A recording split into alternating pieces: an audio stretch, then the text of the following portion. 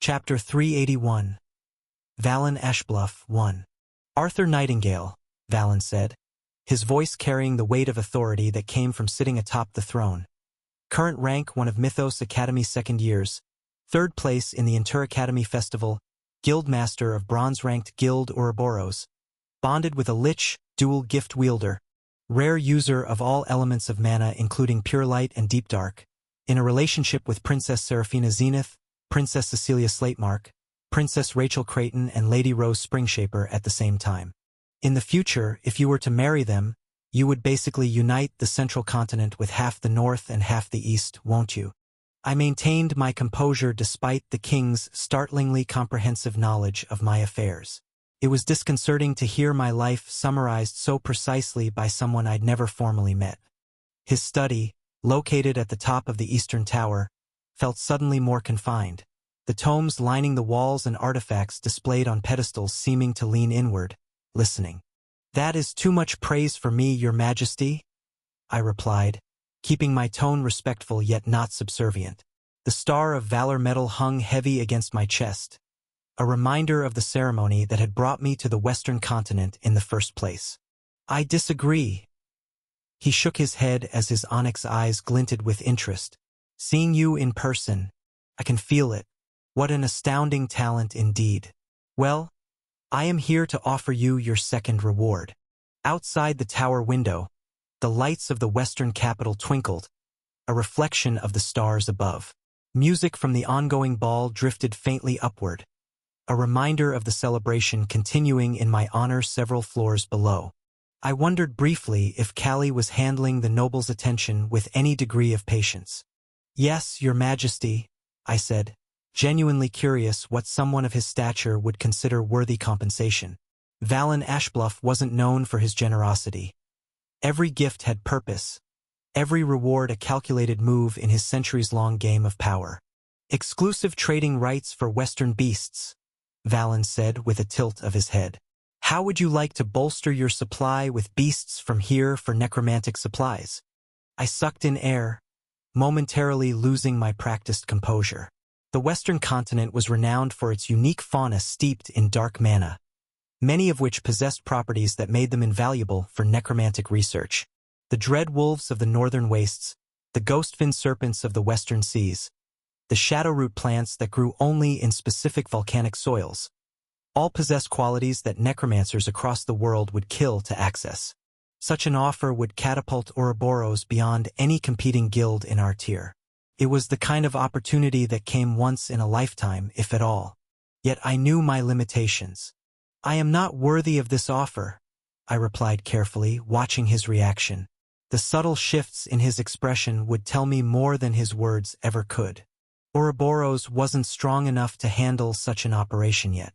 We lacked the infrastructure, the manpower, and the political connections necessary to fully leverage such rights.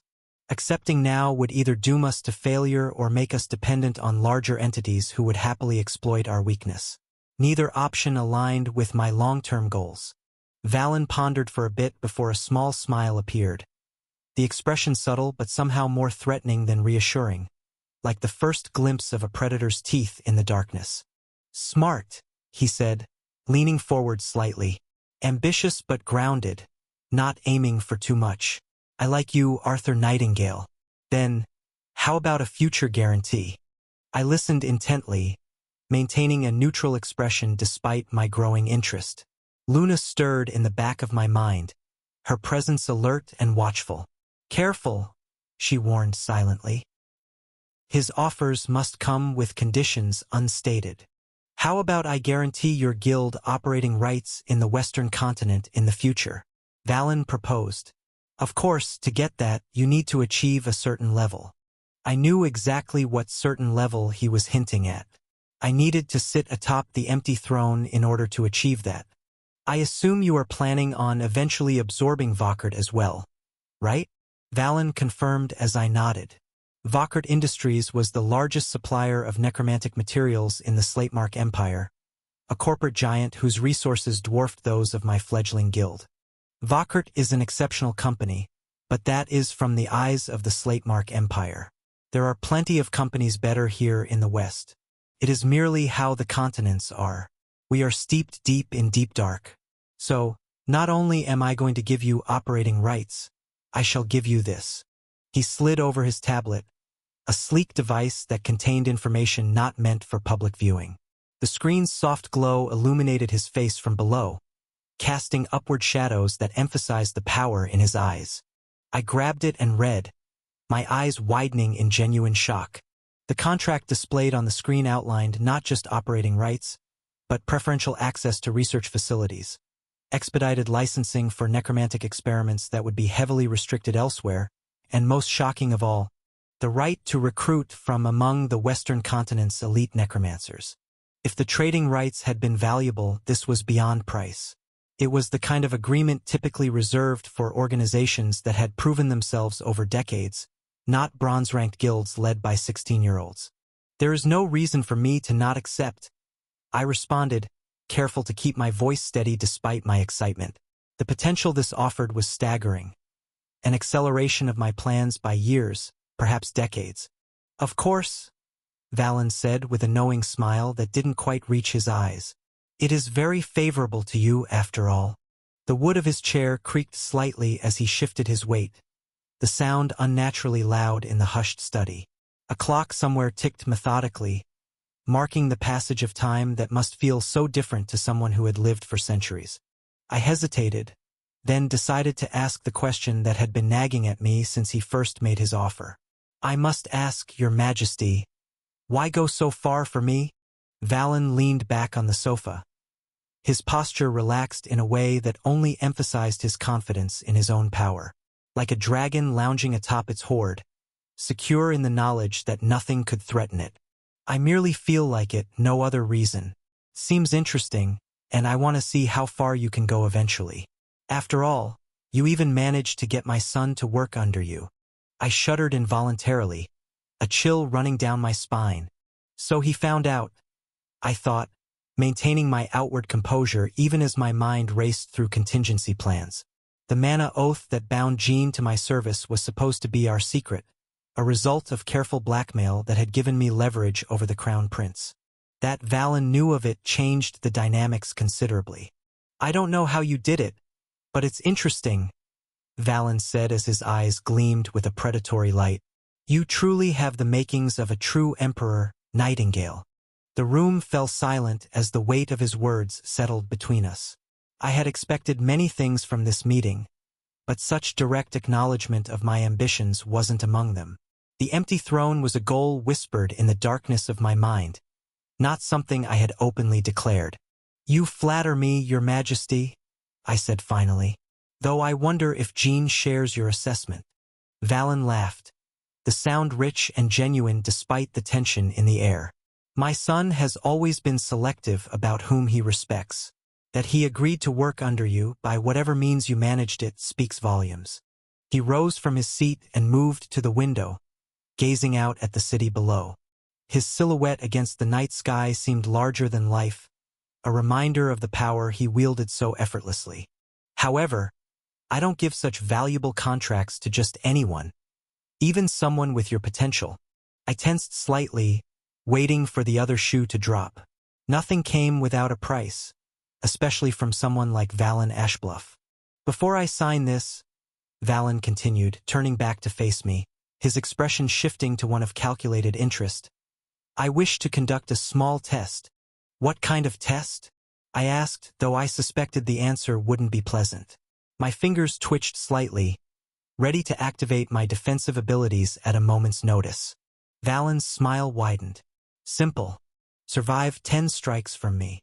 Chapter 382. Valen Ashbluff. 2. How can I survive 10 strikes? I asked, unable to hide the disbelief in my voice. Even with his power restricted, Valen Ashbluff was still one of the most formidable necromancers alive.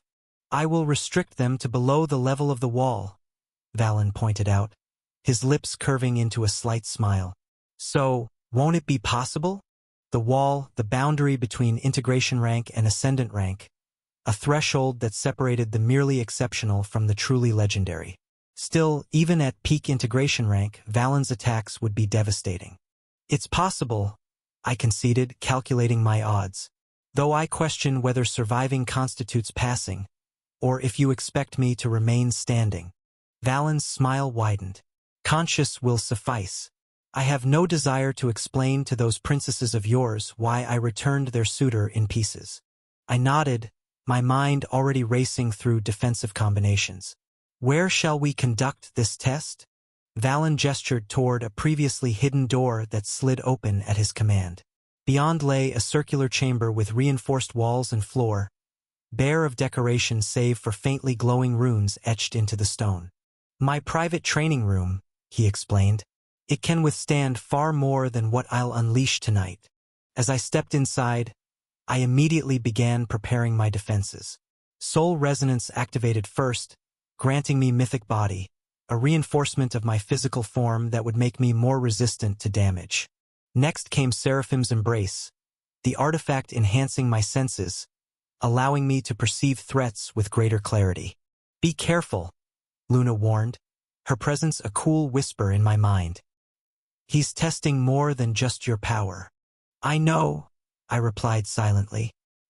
He wants to see if I'm worthy of his investment. Interesting, Valen observed, watching as Erebus's deep dark and bone armor materialized around me, shadows and calcified plates interlocking to form a protective layer. Most would attempt to counter specific attacks as they come. You build a comprehensive defense from the start. Against you, it seemed prudent, I replied, drawing a Volvis from my spatial ring. The sword hummed in response to my grip, recognizing its wielder. Valen nodded, then reached into his own spatial ring, withdrawing a set of ornate daggers. Their blades were darker than night, infused with concentrated deep dark energy that seemed to absorb the light around them. These will be my medium. Are you ready? I settled into a defensive stance, Lucent Harmony activating to grant me clearer perception of mana flows. Ready. The first dagger came without warning, a flash of darkness that crossed the room faster than an ordinary eye could track. But with Soul Vision and Seraphim's Embrace, I perceived its approach with enhanced clarity.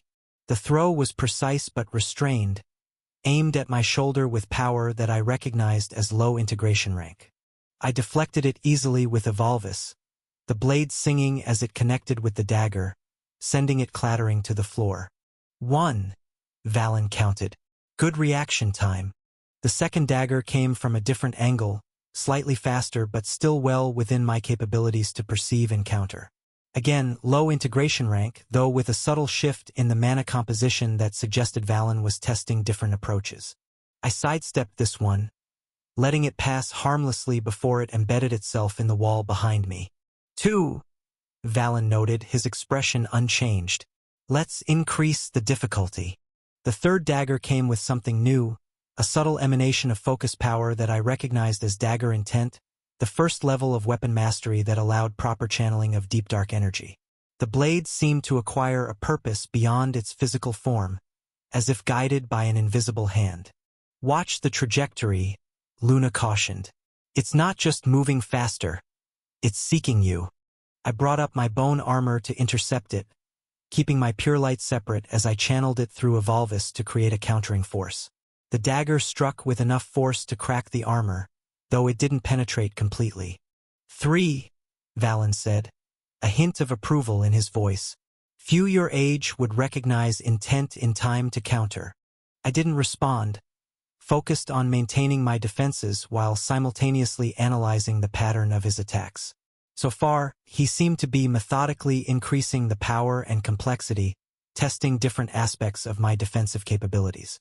The fourth dagger came faster still, its power elevated to mid-integration rank. The increase in raw force was substantial, like comparing a stream to a river. It curved in midair, attempting to bypass my guard entirely. I activated God Flash, disappearing from its path and reappearing 2 meters to the left.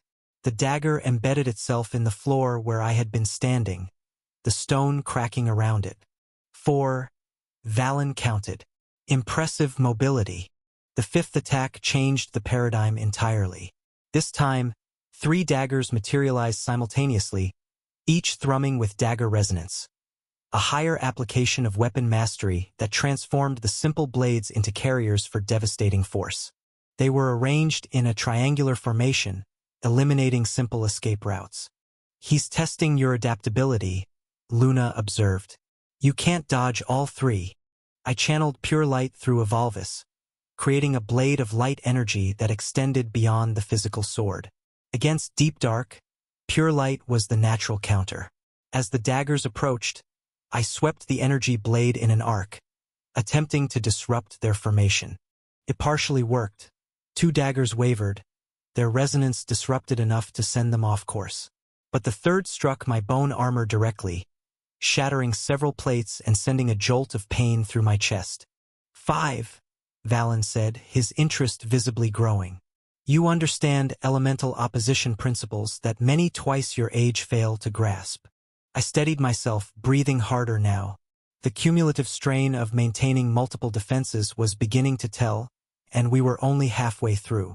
The 6th attack came with barely a heartbeat's pause, a flurry of 5 daggers, each imbued with high integration rank power and dagger resonance. Their approach created a localized distortion in the air, the deep dark energy so concentrated that it seemed to warp the very space around them. "You can't counter them all head-on," Luna warned urgently. "You need a different approach." I channeled Deep Dark through my free hand, creating a swirling vortex that attracted the daggers toward it, while simultaneously using pure light through Evolvus to create a barrier between me and the point of convergence. The daggers collided, their resonances interfering with each other in a chaotic explosion of energy. The force of the blast sent me sliding backward, my boots leaving furrows in the stone floor. Sweat beaded on my forehead as I fought to maintain control over the conflicting energies. 6, Valen counted. Creative application of principles. I didn't waste breath responding. My muscles trembled with exertion as I reinforced my mythic body, channeling more energy into my physical enhancements. The next attacks would be even more dangerous. True to expectation, the 7th attack materialized as a ring of daggers, 12 in total, that surrounded me completely, all pulsing with high integration rank power and dagger resonance. They hovered momentarily, their deep dark energy creating a cage of lethal intent. "Arthur." Luna's voice held a note of alarm I rarely heard. "This is beyond." "I know." I cut her off, my mind racing through possibilities. I activated every defense strategically, mythic body at full power, bone armor reinforced with deep dark, Evolvus channeling pure light. But it wouldn't be enough for a direct defense. In a desperate gambit, I drove Evolvus into the floor, channeling both pure light and my lightning elemental energy through it in a radial burst. The stone beneath me cracked, and a shockwave of countering energy exploded outward just as the daggers converged. The collision was catastrophic. Several daggers were deflected, others shattered, but 3 broke through my defenses. One sliced across my shoulder, another grazed my thigh, and the third, the most dangerous, embedded itself in my side, missing vital organs by millimeters. Blood soaked through my formal attire, the pain sharp and immediate. I staggered but remained standing, my vision briefly blurring as shock threatened to overwhelm me. 7, Valen said, his voice betraying neither concern nor satisfaction. "You're bleeding quite heavily." I grimaced, pressing my free hand against the wound while maintaining my defensive posture. "I'm still conscious," I managed through gritted teeth. "Arthur, your mana reserves are depleting rapidly," Luna cautioned, her presence providing stability as my focus wavered. "And your physical condition is deteriorating." "I can make it," I insisted, though even in our mental connection, the strain was evident. The 8th attack came before I could fully recover, another peak integration rank assault but with a different application of resonance. This time, a single dagger materialized before Valen, larger than the previous ones, its blade clad in deep dark. When he released it, it didn't simply fly, it phased in and out of reality, its trajectory impossible to predict as it seemed to exist in multiple places simultaneously. I attempted to evade with God Flash, but the stress of my wounds and depleted mana had slowed my reactions. The dagger caught me mid-teleport, its trajectory intersecting with my new position as if it had anticipated my movement. The impact was devastating. It pierced through what remained of my bone armor, punctured my reinforced body, and exited through my back, missing my spine by millimeters but severing critical blood vessels. I collapsed to my knees, blood pooling rapidly beneath me as my vision darkened at the edges. Chapter 383, Valen Ashbluff. 3. Arthur. Luna's voice echoed in my mind, her presence surging forward to stabilize our connection as my consciousness wavered. Stay with me. I tried to stand, to show that I could continue, but my body refused to respond. The room spun around me, Valen's figure blurring as I struggled to maintain focus. 8. Valen counted, approaching with measured steps. And that's where your limits lie. The bitter taste of failure flooded my mouth along with the copper tang of blood. Once again, just like during the Crown Challenge, I'd reached for resonance and found only emptiness. That elusive harmony between wielder and weapon remained beyond my grasp when I needed it most. Don't give up, Luna urged, her voice the only clarity in a world growing increasingly distant. With monumental effort, I pushed against the encroaching darkness, focusing on Luna's presence as an anchor. My vision cleared momentarily to find Valen kneeling beside me, his ancient eyes examining me with clinical detachment.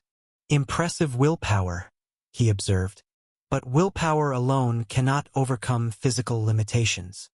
I can continue, I managed, each word a struggle against the blood filling my mouth. Valen shook his head. No, you cannot. I wanted to argue, to demand he continue, but the truth of his words was evident in my broken body. He hadn't even unleashed his 9th attack, and already I lay defeated. As if reading my thoughts, Valen's expression shifted. You wish to continue? Very well. Consider this mercy. He summoned another dagger, this one a masterpiece of necromantic craftsmanship. Darker than night, with edges that seemed to cut reality itself, it hovered before him, thrumming with power that made the air vibrate. 9, he said simply and released it. I summoned the last dregs of my strength, channeling it into God Flash, my most powerful pure light technique. Brilliant light erupted from my palm, streaking toward the incoming dagger in a concentrated beam of pure energy. For a heartbeat, I thought I'd succeeded. The light connected, momentarily slowing the dagger's advance. But my attack was weakened by blood loss and exhaustion. The dagger cut through my God Flash like it was nothing more than a candle flame, dispersing the pure light and continuing its deadly trajectory unimpeded. The impact shattered what remained of my defenses. Bone armor disintegrated, mythic body faltered, and deep dark dispersed like smoke in a gale. The dagger struck my chest with surgical precision, the force driving me into the stone floor with enough impact to crater it beneath me. The last thing I saw was Valen's face, his expression not of disappointment but of something more complex. A mix of confirmation and expectation, as if my failure had proven something important. Darkness claimed me completely.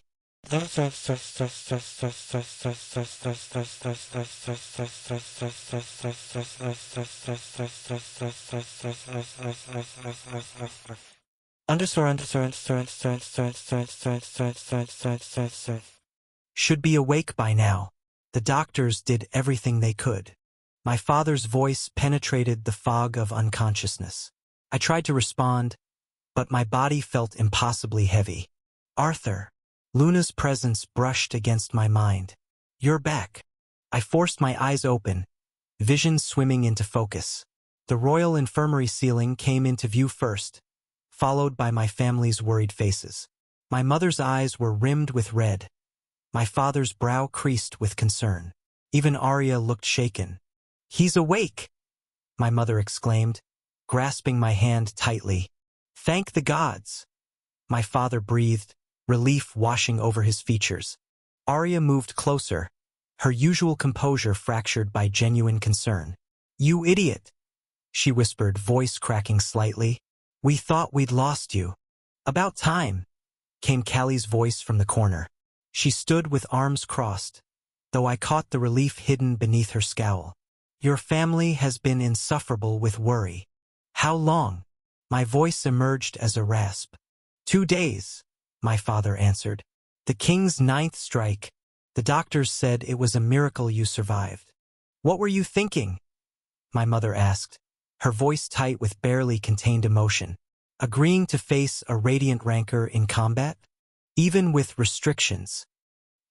He did what he felt was necessary, Elaine. My father interjected gently. Necessary? My mother's voice rose slightly. Our son nearly died for a contract, Richard. A contract. Not just a contract, I managed to say. An opportunity.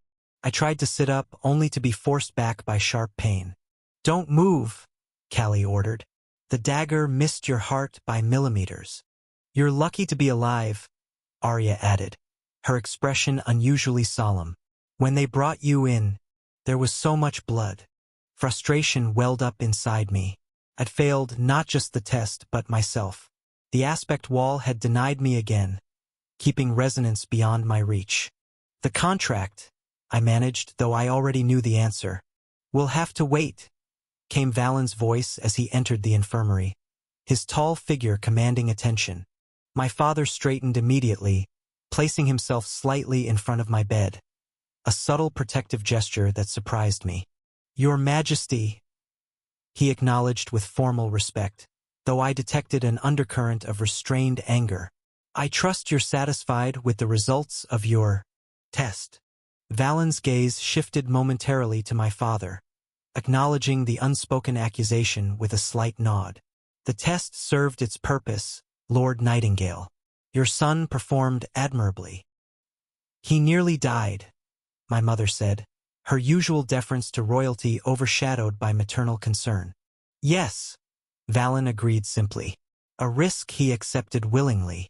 His attention returned to me. Until you achieve what you lack. His words cut deeper than his daggers.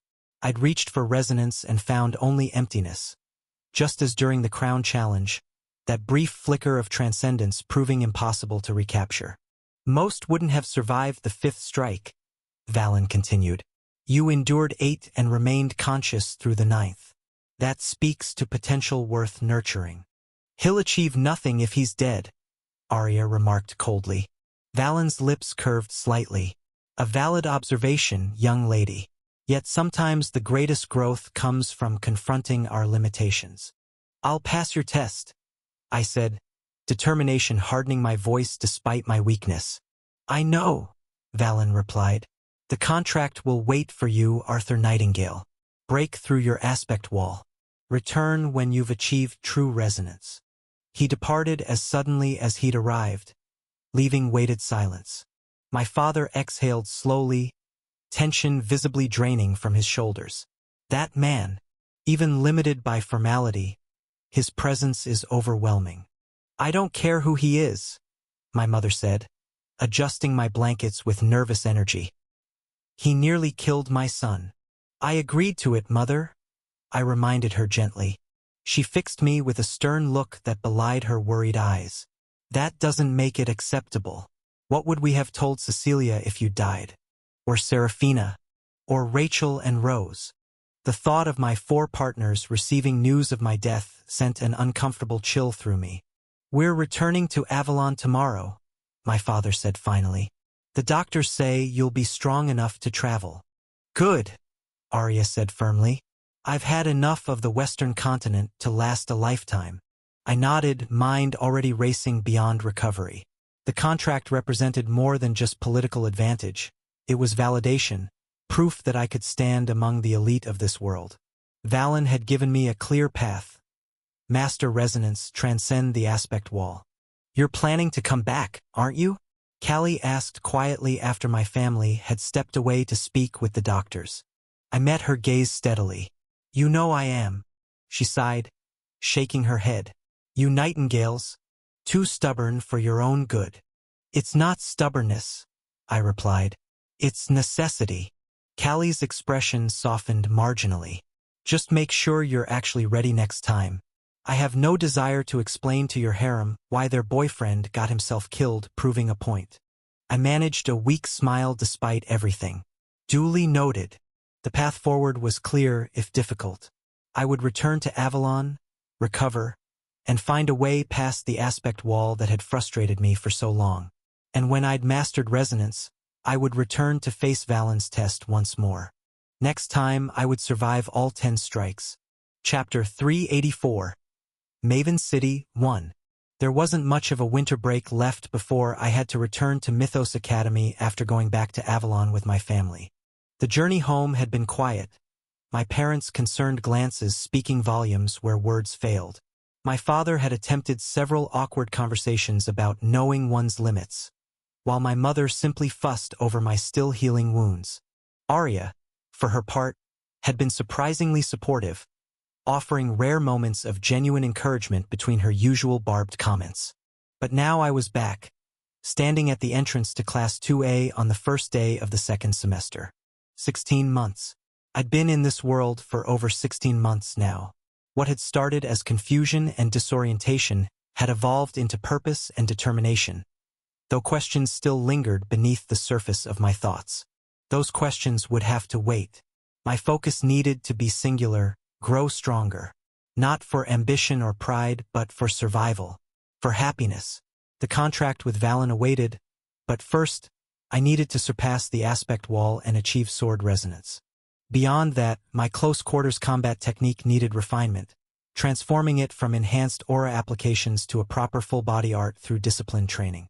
I slid open the door with a touch, scanning the familiar faces of my classmates. Lucifer Windward sat with perfect posture, his aristocratic features set in their usual expression of polite interest. Nearby were Rinkagu with his perpetually calculating gaze, Jean Ashbluff pretending not to notice my entrance, and Ian Vizirian absorbed in a book. The girls were clustered together, Seraphina's silver hair catching the morning light, Clana's animated gestures contrasting with Rachel's serene smile, Rose's warm gaze meeting mine briefly, and Cecilia's crimson eyes tracking my movement with undisguised interest. "You're late, Arthur," Professor Nero remarked, his tone stern but not harsh. "Yes, Professor, I apologize," I replied, taking my seat. He nodded, his leniency a small mercy for the first day. "We have your new rankings," he announced, activating the holographic display with a gesture. The rankings materialized before us. 1. Lucifer Windward. 2. Arthur Nightingale. 3. Rinkagu. 4. Rachel Creighton. 5. Cecilia Slatemark. 6. Seraphina Zenith. 7. Rose Springshaper. 8. Jean Ashbluff. 9. Ian Vizirian. 10. Clana Lopez. The top 7 all reached the final stage of the Crown Challenge, I noted silently. The pattern wasn't surprising. Professor Nero had explained that later practical evaluations were weighted to reward growth throughout the semester. And as expected, I'd lost my rank 1 position to Lucifer. "Change your seats," Professor Nero instructed, prompting a shuffling of bodies as we rearranged ourselves according to the new hierarchy. Lucifer and I passed each other during the exchange, his emerald eyes meeting mine as he offered a confident nod and smile. I returned the gesture, even as I realized with a jolt that I couldn't sense his mana level anymore. He'd already reached mid-integration rank, creating a natural barrier against mana sensing from those at lower levels. He's climbing even faster than before, I thought. The realization should have been discouraging, but instead, it crystallized my resolve. My path wasn't about competing with Lucifer. It was about transcending my own limitations. "Now, the first practical evaluation for this semester will be your field trip," Nero continued once we'd settled. "Last time, we went to Nimrin, a city in the southern continent. This time, we are going to the northern continent, specifically Vrindal." "Vrindal." Lucifer's voice carried a hint of concern, his emerald eyes narrowing slightly. "That is quite close to the border, Professor." "I am aware," Nero replied with a thin smile. "That is the intention. Vrindal is a city near the border against the Shadowseekers and the Umbervale Covenant. Thus, there will be interesting missions for you to undertake there. Of course, this is safer than when you went to the borders for your mission last semester, as this is still a field trip, so some fun is meant to be had even there. You will be given tasks to complete that will be graded when we reach the city. The trip will be 4 nights. We all nodded in understanding, but my thoughts raced ahead. Vrindal City. According to everything I knew about this world's future, that city was destined for destruction during our visit. A brutal attack by the Umbervale Covenant that would leave the city in ruins. Mythos Academy students would die. Even a professor wouldn't survive. And Lucifer would face his first true wall, an encounter with the youngest bishop of the Umbervale Covenant, a prodigy heralded as the future pope. I glanced at my classmates, each oblivious to the danger awaiting us. They saw only another field trip, another chance to demonstrate their skills. None of them knew they were walking into a massacre. Now, the structure of this semester is the same as last year, Nero continued, his voice carrying the practice tone of a veteran educator. Your first practical evaluation will be done during the field trip to Vrindal City. Your second evaluation will be another mission you will choose in February. Your third evaluation will be your end-of-year project. Your fourth and final evaluation will be the end-of-year festival and Sovereigns Tournament.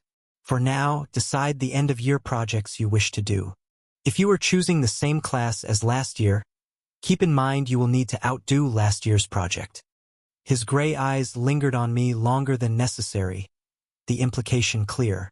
Last year's Deep Dark project had culminated in Luna, my Lich companion, a feat that had stunned even Nero himself. The bar I'd set was impossibly high. You did form a Lich after all, Luna pointed out in my mind, her mental voice tinged with amusement. Not exactly something you can casually outdo. Agreed, I replied silently. I'm not even going to try competing with myself there. Nero dismissed us with a perfunctory wave, granting us the traditional first-day reprieve from formal classes. A small mercy that allowed students to readjust to academy life and begin planning for the semester ahead. I remained at my new desk, mentally cataloging potential projects. My thoughts kept returning to the aspect wall and Valens test. Whatever project I chose needed to complement my primary goal of achieving resonance. Arthur. Rachel's voice pulled me from my contemplation as she approached, her golden hair catching the morning light. What end-of-year project will you make? I am thinking of creating a full body art and use it for my Mechanics of Enhanced Aura class, I said, having settled on this direction during the quiet journey back to Mythos, taking my CQC techniques and formalizing them into something more cohesive.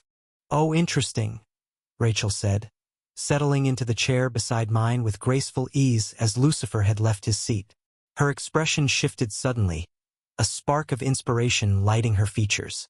But I have a better idea. She smiled widely, sapphire eyes glimmering with excitement. How about you make angel wings? Angel wings, I repeated, surprised by the suggestion. A divine miracle, Rachel explained, tilting her head slightly in that way she did when elaborating on something she considered obvious. After all, as a Pure Light user, you are at the point you need one, aren't you? Her assessment was accurate, though I hadn't prioritized it among my many developmental needs. Rachel, as a Pure Light user, understood the progression better than most. While I balanced multiple elemental affinities alongside Pure Light and Deep Dark, she had devoted herself entirely to mastering Pure Light.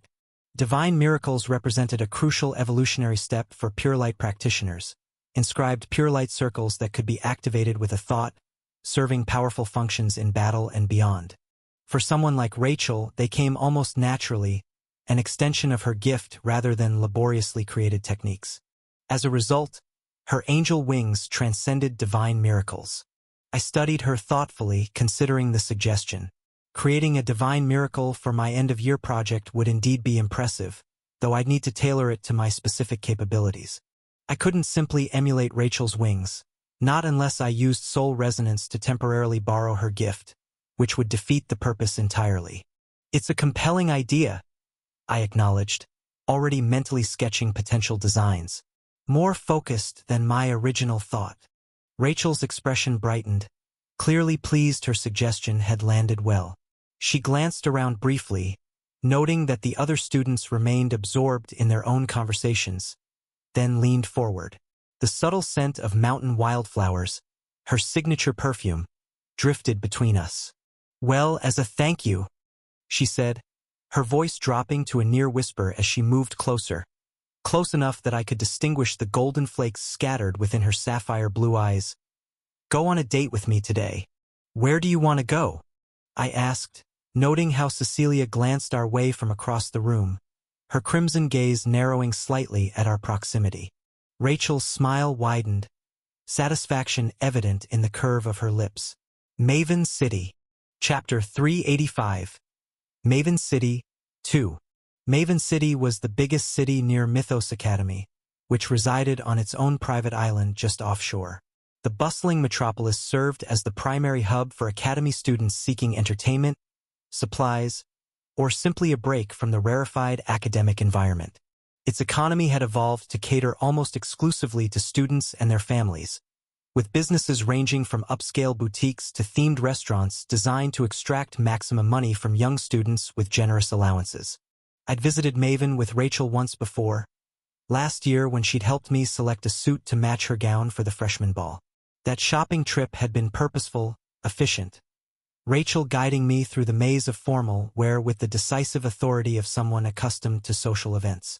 Today's excursion promised to be different, a true date rather than a practical errand. We'd agreed to change into casual clothes before meeting at the Academy's Warp Gate Plaza. I'd opted for simple elegance. Dark trousers, a fitted shirt in deep blue, and a light jacket, comfortable yet appropriate for wherever Rachel might want to go. I arrived a few minutes early, watching other students pass through the shimmering portal toward various destinations. When Rachel appeared, I found myself momentarily stunned into silence. I blinked, struggling to process the transformation. Then, reflexively, I rubbed my eyes as if that might somehow adjust my vision to this unexpected reality. "You're surprised?" Rachel asked, leaning in with a knowing smile as she curled a strand of golden hair around her finger. "I don't wear clothes like this usually, but I thought it would be a nice change. Do you agree?" My gaze met her sparkling sapphire eyes. At least, that's what I told myself I was focusing on. I was most definitely not looking at how her blue crop top accentuated certain aspects of her figure, or how the black skirt fell at precisely the right length to showcase legs toned from years of combat training. The thin white jacket she wore seemed almost an afterthought, more accessory than covering. "You know," Rachel whispered, placing a hand over her chest in a gesture that somehow managed to be both innocent and anything but, "I can ditch my jacket when we are in private as well. In the end, you are a guy," Luna commented dryly in my mind, her mental voice carrying a note of resigned amusement. Something shifted in my expression, and I stepped forward, sliding my arm across Rachel's waist and pulling her closer to me. Her eyes widened slightly, that confident smile faltering as the tables turned. "You should be careful when teasing," I whispered in her ear, feeling her body tense and then squirm slightly against mine before I released her. The brief moment of control didn't last long.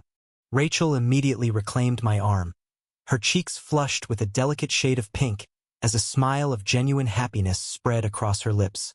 This was the fascinating duality of Rachel Creighton, the Saintess of the North, heir to one of the continent's most powerful families, and wielder of pure divine light, who simultaneously delighted in moments of playful intimacy and asserting her claim over me in public.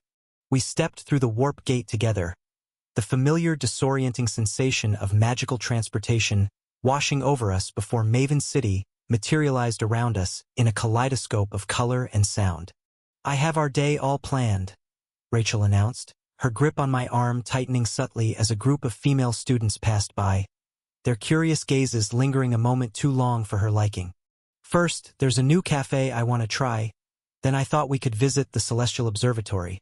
They've added an interactive exhibit on elemental resonance that might help with your project."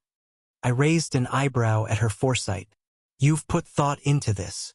"Of course," she replied with a light laugh that didn't quite mask the seriousness underneath. "I don't get you to myself often enough to waste the opportunity." The subtle emphasis on "to myself" was unmistakable. Despite our unconventional arrangement with Cecilia, Serafina, and Rose, Rachel had never pretended to enjoy sharing. She accepted it as necessary, politically and personally, but that didn't mean she didn't cherish exclusive time. The cafe she'd selected was tucked away on a quieter street, its facade adorned with intricate light spells that created the illusion of gentle snowfall regardless of the actual weather. Inside, the atmosphere was cozy yet elegant, with small privacy enchantments surrounding each table. A feature popular with students discussing sensitive matters or, in our case, couples seeking conversation free from eavesdropping.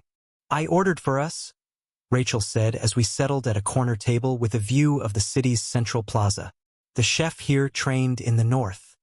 He makes cloudberry pastries that almost rival those at the Creighton estate." "Almost," I teased. High praise from a northerner. Her eyes sparkled with pride. "We don't compromise on quality. It's one of the first lessons I learned from my father." She leaned forward, lowering her voice despite the privacy enchantment. "The North remembers quality, and it remembers slights. Both equally." There it was, the steel beneath the golden exterior. Rachel's kindness was genuine, but it existed alongside an unwavering sense of what was hers and what was owed to her by virtue of her position and abilities. Our conversation flowed easily through topics both mundane and profound: classes for the coming semester, theories about the field trip to Vrindal, and eventually to my experience in the Western continent. Rachel listened intently as I described Valen's test, her expression darkening when I detailed the ninth dagger's impact. "He pushed you too far," she said, her fingers tightening around her teacup. "The contract was important, yes, but not at such risk." "It was my choice," I reminded her. "Your choice to accept a challenge from someone who could have killed you with minimal effort." She shook her head, golden hair catching the light. "Sometimes I wonder if you realize how precious you are to those who care about you." The slight hesitation told me she'd almost said "to me" before generalizing the sentiment. Rachel rarely expressed vulnerability directly, preferring to couch personal feelings in broader terms. After the cafe, we wandered through the city's central district, Rachel pointing out new shops and commenting on changes since our last visit. Her knowledge of Maven was impressive, another manifestation of her thorough approach to everything she deemed important. Throughout our walk, her hand remained firmly intertwined with mine, her posture subtly shifting whenever we passed groups of students, especially if they contained attractive females. At the Celestial Observatory, Rachel guided me through exhibits with the confidence of someone who had studied the material in advance. The new interactive display on elemental resonance proved particularly valuable, offering insights that might indeed help with both my Divine Miracle project and my pursuit of sword resonance. "You chose this deliberately," I observed as we exited the building into the late afternoon light.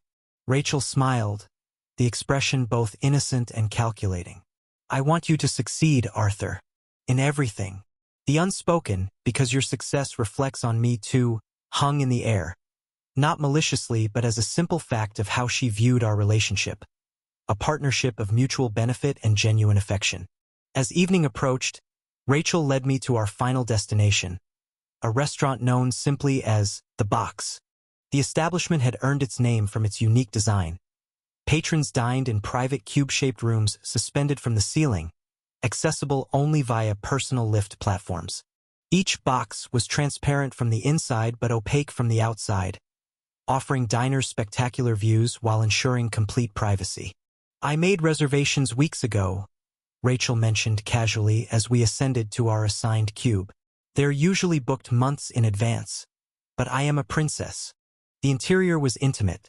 A small table for two positioned before a panoramic view of Maven City at sunset, the ocean and Mythos Island visible in the distance. Ambient light crystals provided subtle illumination that would gradually dim as natural light faded. "Do you like it?" Rachel asked, a hint of vulnerability breaking through her confident exterior. Despite her careful planning and obvious wealth, she still sought my approval, a reminder that beneath the Saintess and air was still a young woman who valued genuine connection. "It's perfect," I assured her, taking her hand across the table. "Thank you for arranging all of this." Her smile in response was radiant, unguarded in a way she rarely allowed herself to be in public. As our meal progressed, a curated selection of northern and central continent delicacies, I noticed Rachel becoming incrementally more relaxed, the weight of her public persona gradually lifting in the security of our private space. When dessert arrived, cloudberry tarts that even Rachel admitted surpassed her expectations. She leaned back in her chair, regarding me with an expression I couldn't quite decipher. "You know," she said, her voice taking on that particular tone that immediately captured my full attention. "I did promise something earlier." With deliberate slowness, Rachel slipped her white jacket from her shoulders, revealing the full effect of her crop top in the dimmed lighting of our private dining box. Chapter 386. Maven City 3. "As I thought," Rachel said, deliberately licking white cream from the cloudberry tarts from her fingers. "Bigger is always better." Her victorious smile made it clear she'd noticed exactly where my gaze had wandered. I couldn't help it. Rachel possessed a distinct advantage over the other three girls in my life, one she typically kept modestly concealed beneath conservative attire. Tonight, however, the crop top she'd chosen to wear displayed that advantage to devastating effect. Luna had tactfully disconnected from my mind, as she always did when moments became intimate. She'd once compared watching humans in such situations to watching two baby rabbits cuddle. Cute but nothing interesting. Her absence left me alone with my thoughts, and with Rachel's increasingly bold display. I swallowed hard as Rachel deliberately leaned forward to continue eating her dessert, the movement calculated to maximize the effect of her outfit. The flush across her cheeks revealed she was fully aware of what she was doing, her sapphire eyes sparkling with both mischief and triumph. A small dab of cream lingered on her lower lip. I reached across the table, gently lifting her chin with my fingertips and wiping away the cream with my thumb. Instead of pulling back, I leaned in and pressed my lips to hers. The kiss tasted of cloudberries and cream, sweet and intoxicating. Rachel's technique remained endearingly clumsy, a reminder that despite her status as Saintess of the North and heir to the mighty Creighton family, she was still relatively new to these intimate moments. Her enthusiastic if somewhat unpolished participation only amplified my desire, her willingness to let me lead while eagerly exploring on her own, creating a combination that was uniquely, irresistibly Rachel. "You are so mean," she whispered when we finally separated, her voice both accusatory and pleased as she wrapped her arms around me. She nuzzled her face against mine, the gesture almost innocent in its affection. Then, with surprising swiftness, she repositioned herself, drawing my face against her chest in a possessive embrace. "I love you, Arthur," she murmured, planting a gentle kiss on the top of my head before gradually releasing me. "Getting excited, Saintess?" I asked, my hand finding its way to her thigh. The contrast between her public image, the divine Saintess, channel of pure light, beacon of the North, and this private Rachel never ceased to fascinate me. She nodded, her eyes luminous in the dim lighting of our private dining box. The golden flecks scattered within her sapphire irises seemed to glow with an internal light, a reflection of her divine gift, perhaps, or simply the intensity of her emotions in that moment. "Only with you," she answered, her voice carrying that unique blend of commanding certainty and vulnerable honesty that defined her. "Only ever with you." The declaration was both affectionate and mildly threatening, a reminder that while Rachel accepted sharing me with the others, her acceptance had limits. In her worldview, shaped by Northern traditions and her position as heir, what was hers was unquestionably permanently hers. That I had other relationships was a political necessity and emotional complication she tolerated, not a situation she embraced. "I've missed this," she continued, taking my hand and interlacing our fingers with deliberate precision. "Just us. No academy pressures, no political considerations, no." She hesitated, then smiled ruefully. "No sharing your attention." The admission was as close as Rachel ever came to acknowledging any jealousy. Her pride wouldn't allow for more direct expression of such feelings. "You have my complete attention now," I assured her, giving her hand a gentle squeeze. Her responding smile was radiant, possessive satisfaction evident in every line of her face. "Good, because I have plans for tonight that require it." The restaurant's unique design, our transparent from within, opaque from without dining box suspended high above Maven City, afforded us privacy without sacrificing the spectacular view. Night had fallen completely now. The city spread below us like a carpet of jewels, the distant lights of Mythos Academy visible across the water. "Do you remember our first date?" Rachel asked suddenly, her expression softening with the memory. "Shopping for formal wear isn't typically considered a date," I pointed out with a smile. She waved this off with an imperious gesture. "It was time alone with you. That makes it a date by my definition. By that logic, every study session could be a date." "Now you're understanding," she replied, entirely serious. "I count every moment with you, Arthur. I always have, ever since I realized what you meant to me." The sincerity in her voice was disarming. For all her possessiveness and occasional manipulation, Rachel's feelings were genuine, a fact sometimes easy to forget when faced with her calculated exterior. As our evening at the box drew to a close, Rachel produced a small golden key from her purse, turning it over in her fingers with deliberate casualness. "I've made arrangements," she announced, a hint of nervousness beneath her confident exterior. "The Celestial Suite at the Silver Spire. It has the best view of the sunrise over Mythos Island." The Silver Spire was Maven City's most exclusive hotel, a towering structure of enchanted glass and moonstone that catered to visiting nobility and the wealthiest of merchants. The Celestial Suite was rumored to cost more per night than most students' monthly allowances. "Rachel," I began, somewhat taken aback by the extravagance. "That's perfect," she interrupted firmly. "And already paid for. My father's steward arranged everything." Her expression softened slightly. "We have early classes tomorrow, I know, but I thought we could watch the sunrise together before heading back." The request, for all its apparent simplicity, represented something significant coming from Rachel. Unlike Cecilia's bold advances or Seraphina's calculated intimacy, Rachel's approach to our relationship had always maintained a certain formal boundary, a product of her strict northern upbringing and her status as saintess. "That sounds wonderful," I said, taking her hand. Her smile in response was brilliant, genuine pleasure replacing the calculated seduction of earlier. Then it's settled. The Silver Spire lived up to its reputation.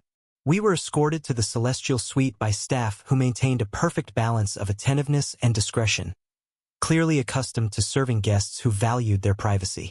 Rachel moved through the opulent surroundings with the easy confidence of someone born to such luxury, but I caught the subtle excitement in her eyes as we entered the suite. The space was magnificent.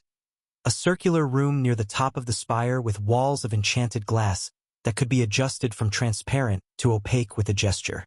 The furnishings were minimal but exquisite, dominated by a massive circular bed positioned to provide the optimal view of both city and sky. "Do you like it?" Rachel asked, a rare note of uncertainty in her voice, as she watched me take in our surroundings. "It's incredible," I answered honestly, walking to the windows to look out over the nighttime panorama of Maven City. Rachel approached from behind, wrapping her arms around my waist and resting her cheek against my back. "I wanted tonight to be special," she said quietly. "Just us." We spent the next hour simply talking, seated on the plush sofa that curved along one wall of the suite. Eventually, as the hour grew late, Rachel disappeared into the suite's luxurious bathroom, emerging sometime later in silk pajamas of celestial blue that managed to be both modest and enticing. I changed as well, into the sleepwear that had mysteriously appeared in my size in the suite's wardrobe. "We should rest," Rachel said, practical despite the intimate setting. "Classes start early." We settled into the enormous bed, the lights dimming automatically to leave only the glow of Maven City below and stars above. Rachel nestled against me, her golden hair spreading across the pillow, her head finding the perfect position on my shoulder. "This is nice," she murmured, her voice already growing drowsy. "Just being here with you. No competing for attention." The comment reminded me again of Rachel's complex feelings about our arrangement. She accepted it, even defended it publicly as necessary for political alliance building, But in these private moments, her true preference for exclusivity always emerged. "Thank you for tonight," I said, pressing a gentle kiss to the top of her head. "All of it." She made a small sound of contentment, nestling closer. "I set an alarm for sunrise," she mumbled, sleep beginning to claim her, "and arranged for the warp gate to be ready for our return an hour before classes." Even on the edge of sleep, Rachel remained meticulous in her planning, leaving nothing to chance. It was simultaneously endearing and impressive. The same thoroughness she brought to academic studies and combat applied to ensuring our night together would be perfect. "Sleep well, my saintess," I whispered, but she was already drifting off, her breathing deep and even. Chapter 387, Vrindal 1.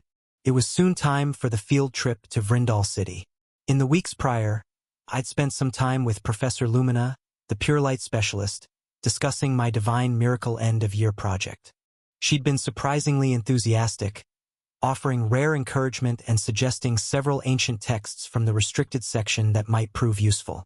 A divine miracle is ambitious for someone who doesn't exclusively specialize in pure light, she had said, her luminous eyes appraising me with newfound interest. But your dual affinity might actually create something unique. The interplay between pure light and deep dark remains largely unexplored in academic circles. Beyond my project research, I devoted countless hours to training, pushing my abilities to their limits, only to discover a frustrating roadblock. I couldn't advance further in mana rank or sword mastery, no matter how intensely I trained. My arts could still be refined marginally, but I was approaching the peak of what I could achieve with mere sword intent. The realization was sobering. Without achieving resonance, I would plateau after completing my Divine Miracle inscription and formalizing my CQC into a proper art. And that thought wasn't good, especially with the memory of Valen's test still fresh in my mind. The aspect wall again, Luna observed during one particularly frustrating training session. "You're pushing against it directly, which is precisely why you can't break through. Do you have a better suggestion?" I asked, not bothering to hide my irritation. "Not yet," she admitted. "But brute force isn't the answer. That much is clear." The morning of our departure arrived with little fanfare, another field trip in a long line of Mythos Academy traditions. Yet I couldn't shake the knowledge of what awaited us in Vrindal. The city's impending destruction, the deaths of students and faculty, Lucifer's confrontation with the Umbervale bishop. All of it loomed in my thoughts as I packed my essentials and headed to the assembly point. The transportation arranged for our journey was impressive. A sleek white armored bus capable of accommodating all 100 students from our year plus the 4 accompanying professors. Its gleaming exterior belied the complex defensive enchantments worked into its structure, designed to repel everything from minor weather disturbances to coordinated magical attacks. "Arthur," Rachel called, waving me over to where she stood with the other Class A girls. "We saved you a seat." The seating arrangement within the bus was nominally random, but unsurprisingly, the elite students of Class A had managed to secure a section for themselves. I made my way down the central aisle, nodding to familiar faces while avoiding the speculative gazes of those still curious about my temporary fall from the top rank. "Here," Cecilia patted the space beside her with a possessive smile that didn't quite reach her crimson eyes. "I made sure it remained available." "Through intimidation, no doubt," Serafina commented dryly from across the aisle, her silver hair immaculately styled despite the early hour. "I merely explained the situation," Cecilia replied with sugary sweetness. "No threats were necessary." Rose, seated behind Serafina, caught my eye and gave a gentle smile. "They've been like this since we boarded," she whispered as I settled in. "I think they're nervous about the assignment possibilities." Clara Lopez, the final member of Class A's female contingent, was already fast asleep in the seat behind Cecilia, her head resting against the window and soft snores occasionally escaping her lips. As the 10th-ranked student, Clara's position in Class A was perpetually precarious, leading her to compensate with relentless training that often left her exhausted.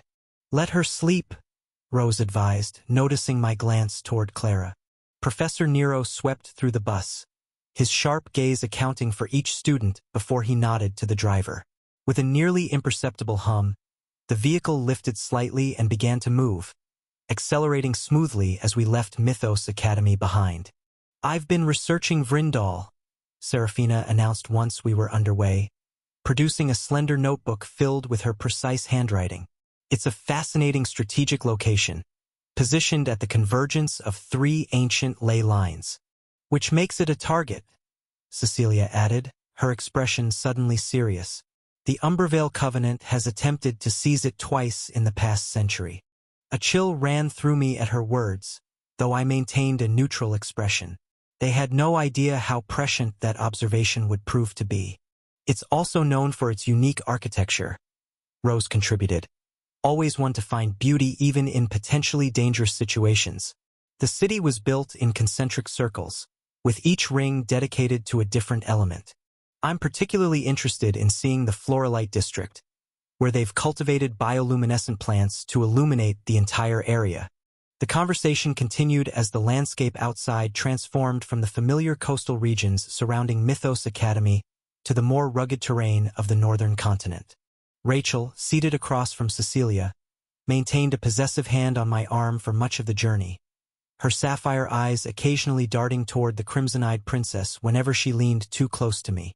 Their silent competition might have been amusing under different circumstances, but my thoughts kept returning to the fate awaiting Vrindal.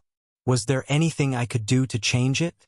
"You're unusually quiet," Luna observed, returning to my consciousness after spending time in her own meditative state. "Just thinking about the assignment possibilities," I lied, unwilling to burden her with knowledge she couldn't act upon. "Liar," she replied simply, but didn't press further. Vrindal was part of the Windward Territory and thus closer to Mythos Academy as it bordered the western continent. The journey took approximately 4 hours, including a brief stop at a northern checkpoint where our documentation was verified by solemn-faced guards who seemed particularly interested in our professor's credentials. Finally, as midday approached, the gleaming spires of Vrindal appeared on the horizon, rising from the valley like a crown of light. "It's beautiful," Rachel murmured, and for once, her assessment seemed free of calculation or comparison. Even forewarned of its impending destruction, I had to agree. Vrindal was genuinely stunning, a masterpiece of magical architecture where traditional northern designs had been enhanced and elevated by centuries of arcane innovation. The concentric rings Rose had mentioned were clearly visible, each glowing with the particular hue of its elemental affinity. Our bus proceeded through the main gates with minimal delay, the Mythos Academy insignia granting us automatic clearance into the city. As we wound through the streets toward our accommodations, citizens waved or nodded respectfully, well accustomed to visiting students from the prestigious academy. "We'll be staying at the Crystalline Haven," Professor Nero announced as the bus finally came to a stop before an impressive structure of blue-white stone and enchanted glass. One of Vrindal's premier accommodations, arranged specifically for Mythos Academy students. The hotel lived up to its name, a haven of crystalline elegance where every surface seemed to capture and refract light in mesmerizing patterns. The lobby featured a massive central fountain where water flowed upward rather than down, forming complex geometric shapes before dissolving into a fine mist that renewed itself in an endless cycle. "Room assignments have already been determined," Professor Ashford called out over the excited chatter of students. "Please check the listings by the reception desk. You'll have the remainder of today to familiarize yourselves with the city. Tonight's banquet will begin promptly at 7, where we'll discuss your assignments in detail." The mention of free time triggered an immediate rush toward the reception desk, but the Class A students held back, confident that their accommodations would be superior by default. We were directed to the uppermost floor, where Rose and I found ourselves assigned to adjacent suites with balconies overlooking the city's central plaza. "Convenient," she commented with a soft smile as we located our rooms. "Perhaps we could watch the sunset from the balconies later?" "If time permits," I replied, conscious of Cecilia's narrowed gaze from down the corridor, where she'd been assigned a suite opposite Serafina's. After settling into our rooms and freshening up from the journey, most students scattered throughout the city, eager to explore before the evening's formal proceedings. I spent my afternoon methodically mapping escape routes and defensive positions, mentally preparing for the attack I knew would come, all while maintaining the appearance of casual sightseeing. The banquet that evening was held in the hotel's grand ballroom, a circular space with a domed ceiling enchanted to reflect the night sky above Vrindal. Circular tables accommodated 10 students each, with the professors seated at a slightly elevated table that overlooked the room. Unsurprisingly, Class A occupied a table near the front, with Lucifer at its head, his emerald eyes constantly scanning the room with casual vigilance yet filled with recognition. Chapter 388. Vrindal 2. The Crystalline Haven's grand ballroom lived up to its name, a circular space where faceted surfaces caught and amplified the magical lighting, creating an atmosphere of refined splendor. Circular tables accommodated 10 students each, with the professors seated at a slightly elevated table that overlooked the room. I found myself directed to the Class A table, where Lucifer Windward already sat with perfect posture, his aristocratic features set in their habitual expression of polite interest. He acknowledged my arrival with a slight nod. "Arthur," he said, his voice carrying that peculiar mix of genuine warmth and instinctive competitiveness. "I trust you've prepared adequately for whatever challenge awaits us here." "As much as possible without knowing the specifics," I replied, taking the seat beside him. Lucifer's emerald eyes studied me with uncomfortable perception. "You seem preoccupied, more so than usual." Before I could formulate a response, Rinkagu dropped into the chair opposite me, his perpetually calculating gaze sweeping over us both. "Discussing strategy already?" he asked, reaching for the crystal water goblet at his place setting. "Or just the usual measuring contest between rank 1 and rank 2? "I prefer to think of it as mutual professional respect," Lucifer replied smoothly. Ren snorted. "Call it what you want. The rest of us are just waiting to see which of you slips up first." Such cynicism from our esteemed rank 3, came Cecilia's voice as she approached, crimson eyes gleaming with amusement. One might almost suspect jealousy. Ren's expression remained neutral, but I caught the slight tightening of his fingers around his goblet. Cecilia's barbs always managed to find their mark with surgical precision. "Princess," he acknowledged with exaggerated politeness. "Stunning as always. Is that dress new, or merely newly altered to better emphasize your political assets?" Rachel appeared before Cecilia could respond, placing a restraining hand on the princess's arm while fixing Ren with a glacial stare. "Perhaps we could maintain decorum for at least the duration of the first course?" "Dreadfully dull, but I suppose there's merit in tradition," Cecilia conceded, allowing Rachel to guide her to a seat, strategically positioned on my other side. Serafina arrived next, silver hair elegantly styled in a complex arrangement that somehow managed to look both effortless and meticulously planned. She acknowledged each of us with a precise nod before taking the seat beside Ren. "The northern light suits you," I commented, a smile gracing my lips. "Thank you," Serafina replied, the faintest hint of color touching her pale cheeks. "The eastern continent has nothing comparable to Vrindal's illumination." Rose slipped into the seat beside Serafina, her arrival as unobtrusive as always. While the others commanded attention through force of personality or status, Rose's quiet presence was easily overlooked, a misconception that often proved costly to those who underestimated her. "You've been exploring already?" I asked, noting the small notebook she tucked away as she sat. She nodded, a warm smile lighting her features. "The hotel has the most fascinating architecture. I've been sketching some of the junction points." "Of course you have," Cecilia said, though her tone lacked its usual edge when addressing Rose. "Ever the diligent scholar." Jean Ashbluff arrived with his typical calculated timing, late enough to make an entrance but not so late as to appear disrespectful. His royal upbringing was evident in every movement, from the precise angle of his bow to the professors to the carefully calibrated smile he offered our table. "My apologies for the delay," he said, taking the seat beside Rose. Ian Vizirian slid into the next available chair, his fiery red hair messy despite the formal setting. His perpetually distracted air contrasted sharply with Jin's calculated presence. "Did I miss anything important?" he asked, glancing up from what appeared to be mid-sentence reading. "Only the usual posturing," Ren replied dryly. "You're just in time for the formal commencement of hostilities." The final member of Class A arrived last, Clara Lopez, her appearance suggesting she'd only just woken from her bus journey nap. Despite her obvious haste in dressing, she carried herself with the determined dignity that had earned her place among us. "Sorry," she mumbled, sliding into the last chair. "Alarm didn't go off." "More likely you slept through it," Cecilia observed, though not unkindly. Clara shrugged, neither confirming nor denying. Before the conversation could continue, servers appeared with the first course: crystallized ice wines, smoked leviathan from the frozen seas, and delicate pastries that glowed with shifting colors.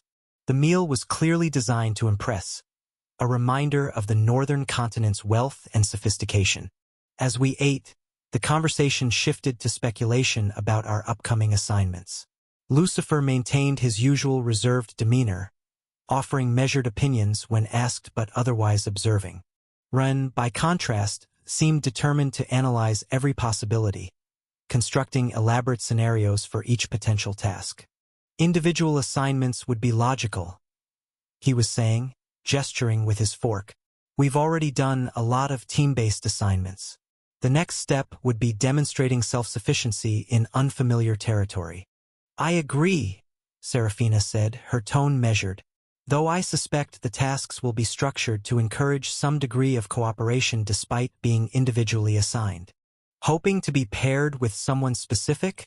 Cecilia asked innocently, though her knowing smile suggested otherwise. Serafina's expression remained perfectly controlled, merely stating the obvious tactical advantage of complementary skill sets. As dessert was served, frozen cloudberry soufflés that melted into warm compote upon contact with the spoon, Professor Nero rose to address the gathered students. "Welcome to Vrindal," he began, his commanding voice instantly silencing all conversation. "Tomorrow marks the beginning of your first practical evaluation for this semester. Unlike previous years, where we emphasize team dynamics, this evaluation will focus on individual capability and adaptability." A murmur of interest rippled through the ballroom. Individual assignments were unusual for field trips, especially in potentially dangerous locations like Vrindal. "Each of you will receive a task specifically tailored to your abilities and developmental needs," Nero continued. "These assignments will test not only your technical skills, but your judgment and decision-making under pressure." His gray eyes swept across the room, lingering briefly on our table. "Class of students, given your advanced capabilities, your tasks will involve higher risk factors and greater autonomy.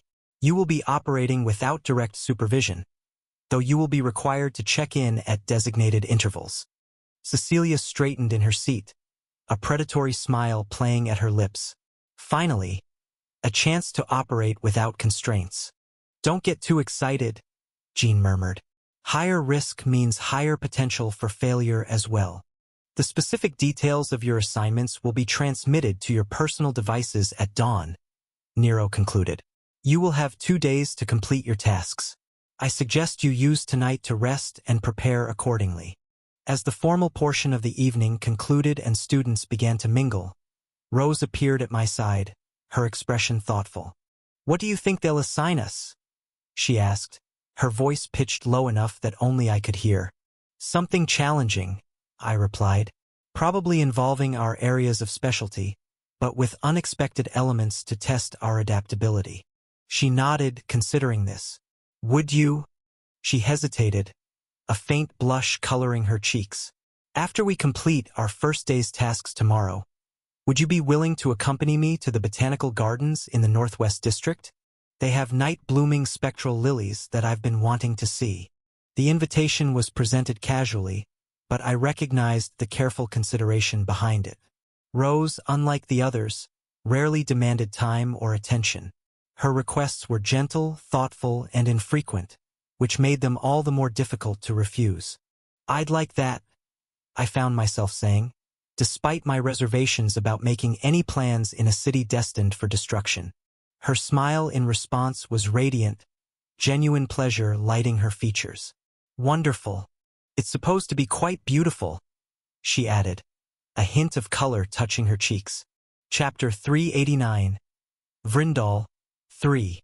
Dawn broke over Vrindal with a crystalline clarity unique to the northern continent. I woke before my alarm, a habit formed through years of disciplined training. After a quick shower and change into Mythos Academy's field uniform, a practical ensemble designed to accommodate both combat and formal settings, I checked my personal device. The assignment notification arrived precisely at sunrise, as promised. I scanned the details, a small smile forming as I read the parameters. My task: hunt and eliminate a Frostclaw behemoth that had been terrorizing the northwestern forests outside Vrindal. The 6-star beast had already killed several rangers and disrupted important supply routes. The assignment was straightforward: locate, engage, and neutralize the threat. Standard hunting assignment, I murmured, already mentally cataloging the equipment I'd need. Frostclaw behemoths are resilient, Luna observed, her presence a cool clarity in my mind. Though nothing you haven't handled before. She was right. During my time at Mythos, I'd successfully hunted numerous 6-star beasts. While formidable to most, they posed minimal challenge to someone of my capabilities. The assignment seemed almost insultingly simple. After a light breakfast in the hotel's restaurant, I prepared my equipment and headed out.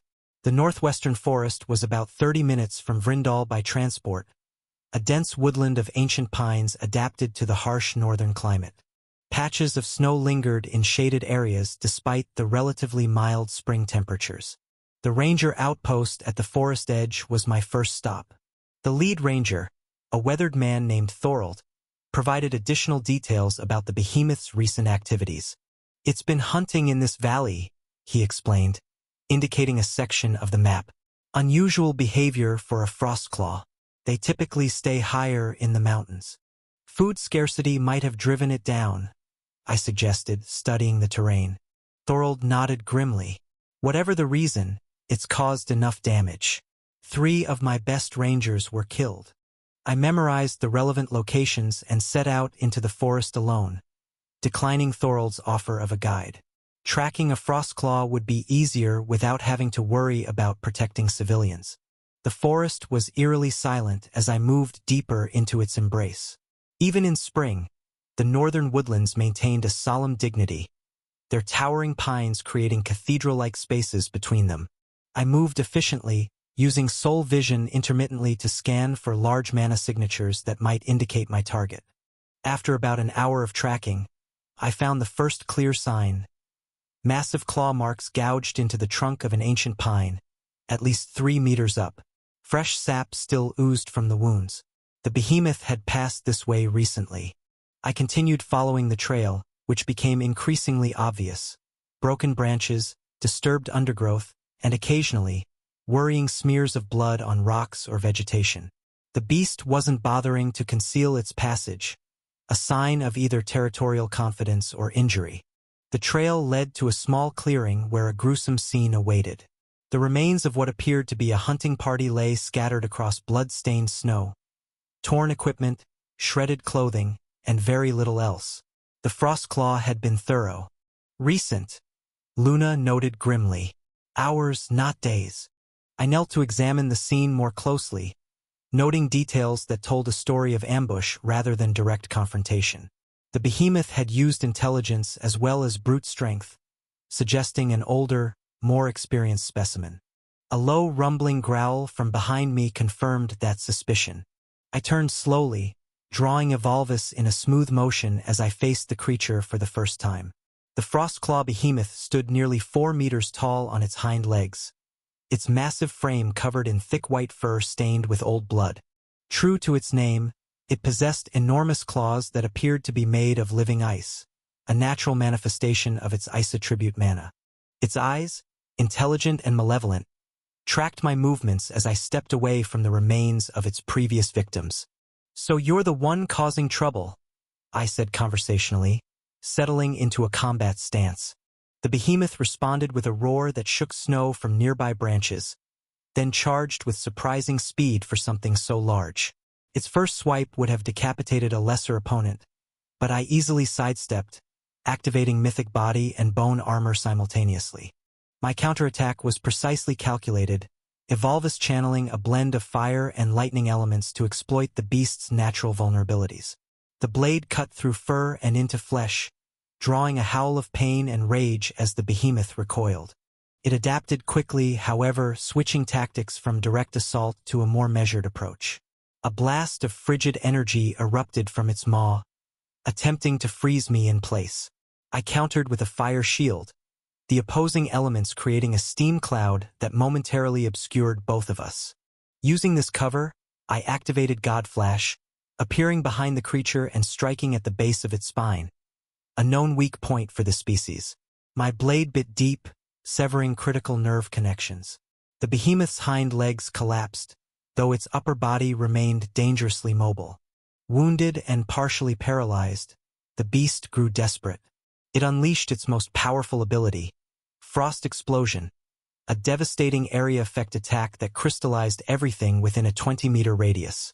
I had anticipated this, however, and was already airborne, using wind manipulation to launch myself clear of the blast radius. As the forest floor turned to solid ice below, I descended directly onto the behemoth's back. Evolvus aimed at the critical junction between skull and spine.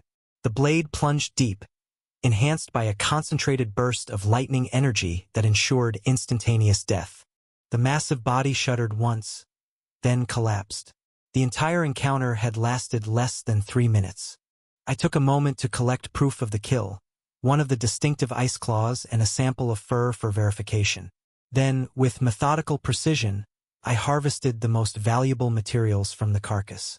Frostclaw organs were prized ingredients for high-level alchemy, and the crystalline core from its heart would fetch a substantial price from the right buyer.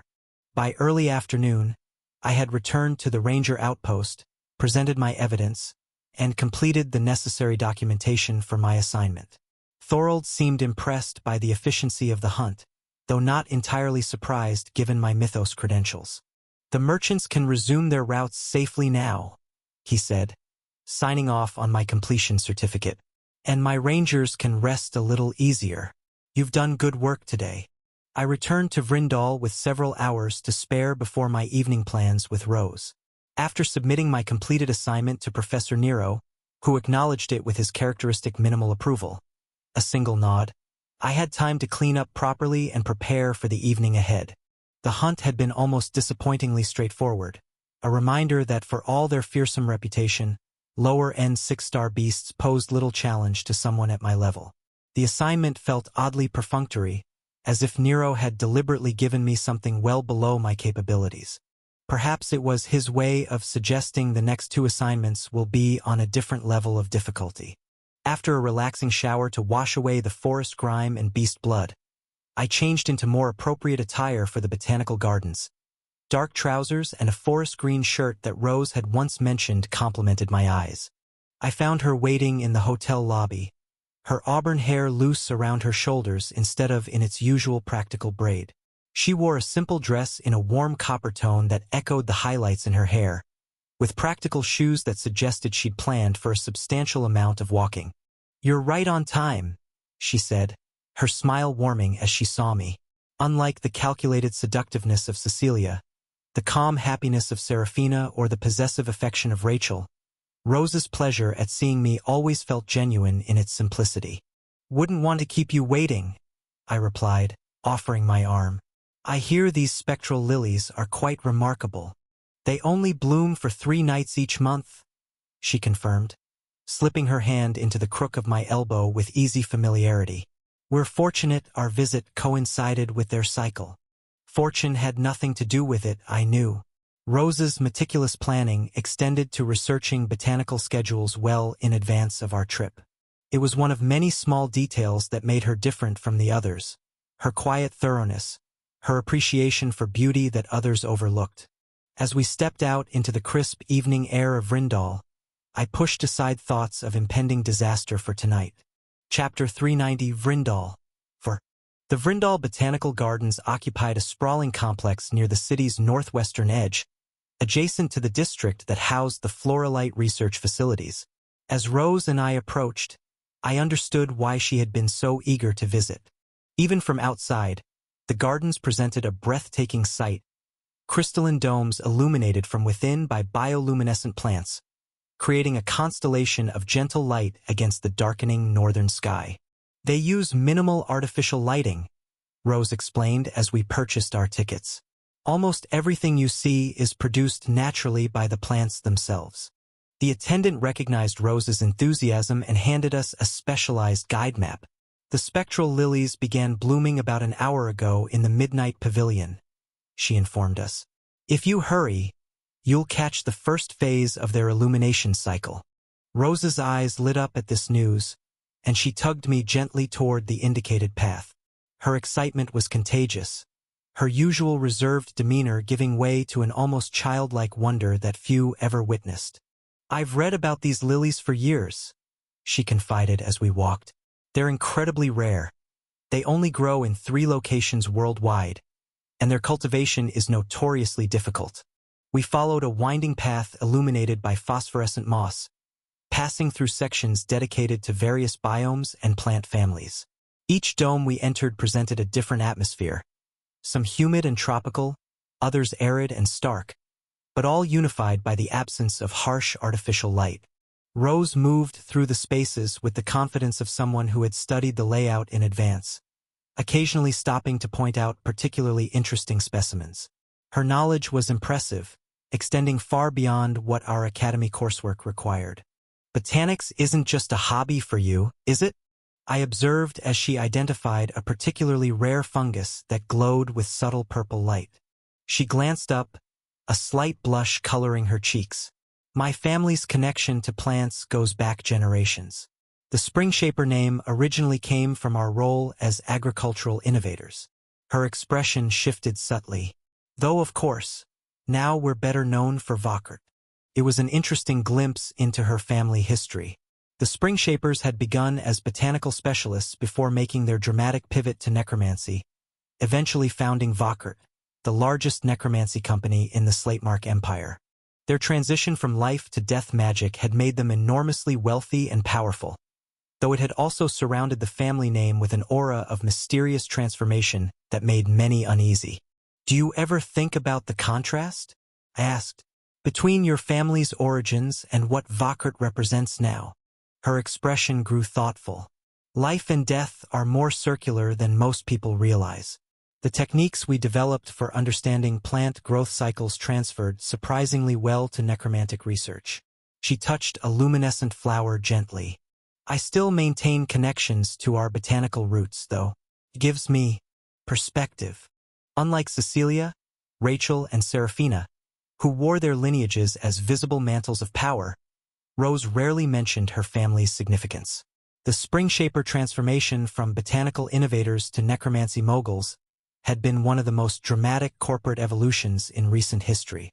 Your family found its own path, I said. There's something admirable in that adaptability.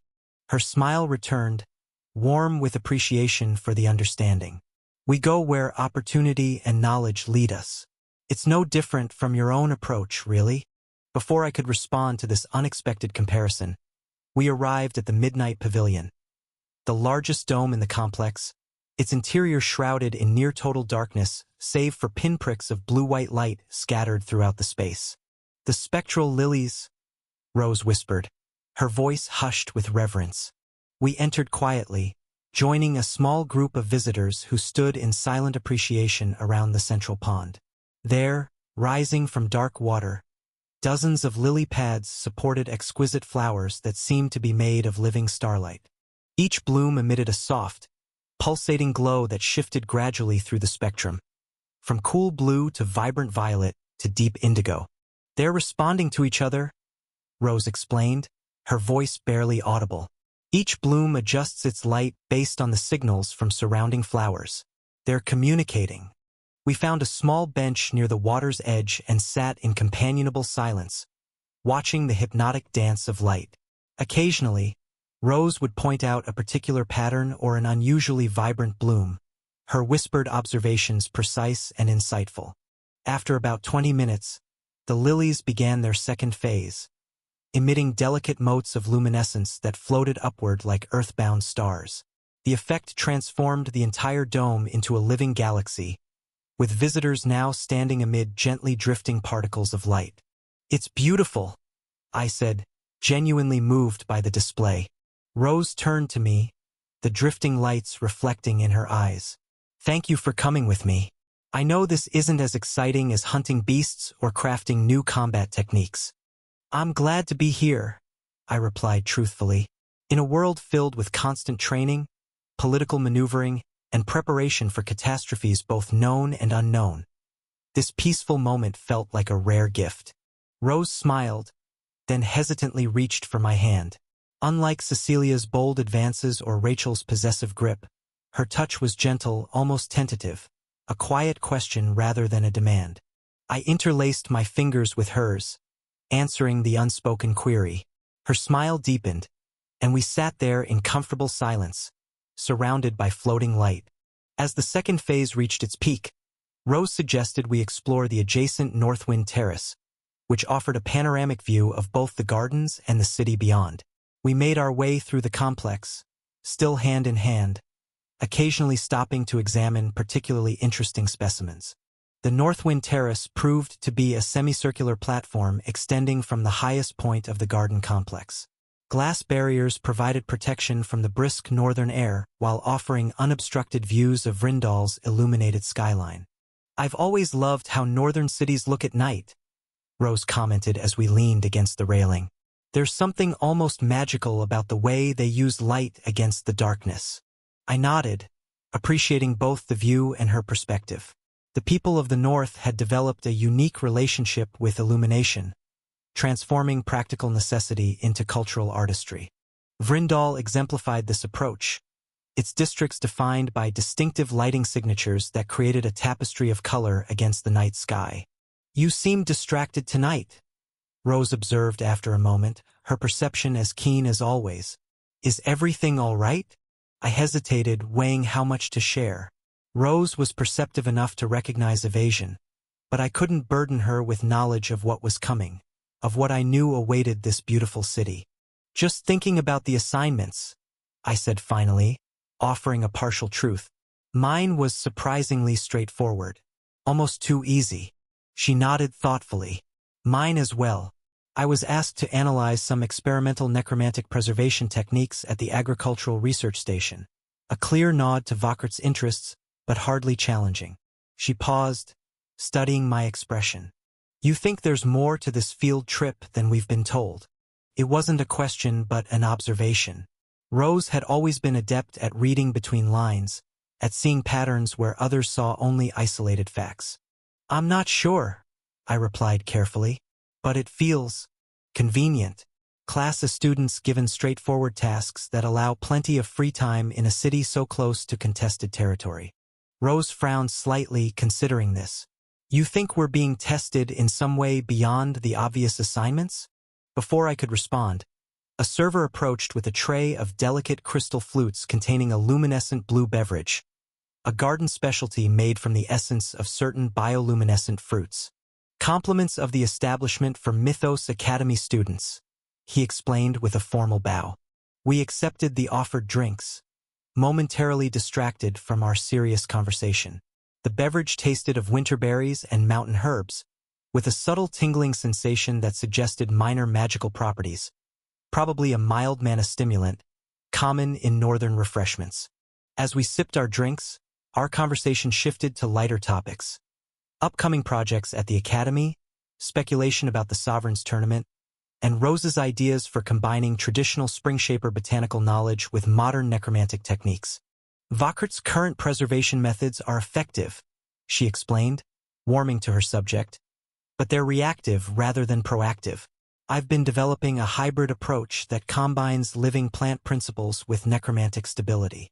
Her enthusiasm was engaging, her intelligence evident in the way she navigated complex botanical and necromantic concepts with easy confidence. This was the Rose that few people saw, passionate, animated, and brilliantly innovative beneath her quiet exterior. As the evening progressed, we gradually made our way back through the gardens, stopping occasionally to admire particularly striking displays. Rose continued to hold my hand, her grip becoming more assured as the night went on. Near the garden's central pavilion, a small ensemble had begun playing traditional northern string music, the haunting melodies carrying through the illuminated pathways. Without discussion, we paused to listen, Rose leaning slightly against my shoulder as the music washed over us. "Thank you for tonight," she said softly. "It's been perfect." I looked down at her, struck by the simple sincerity in her expression. Among all my complicated relationships, Rose's straightforward affection was uniquely refreshing, untainted by political calculation or power games. "We should do this more often," I replied, meaning it.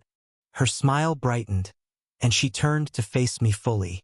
For a moment, we stood there in the gentle glow of bioluminescent blossoms, the music creating an intimate atmosphere despite the public setting. Rose rose slightly on her toes, her intention clear as she leaned toward me.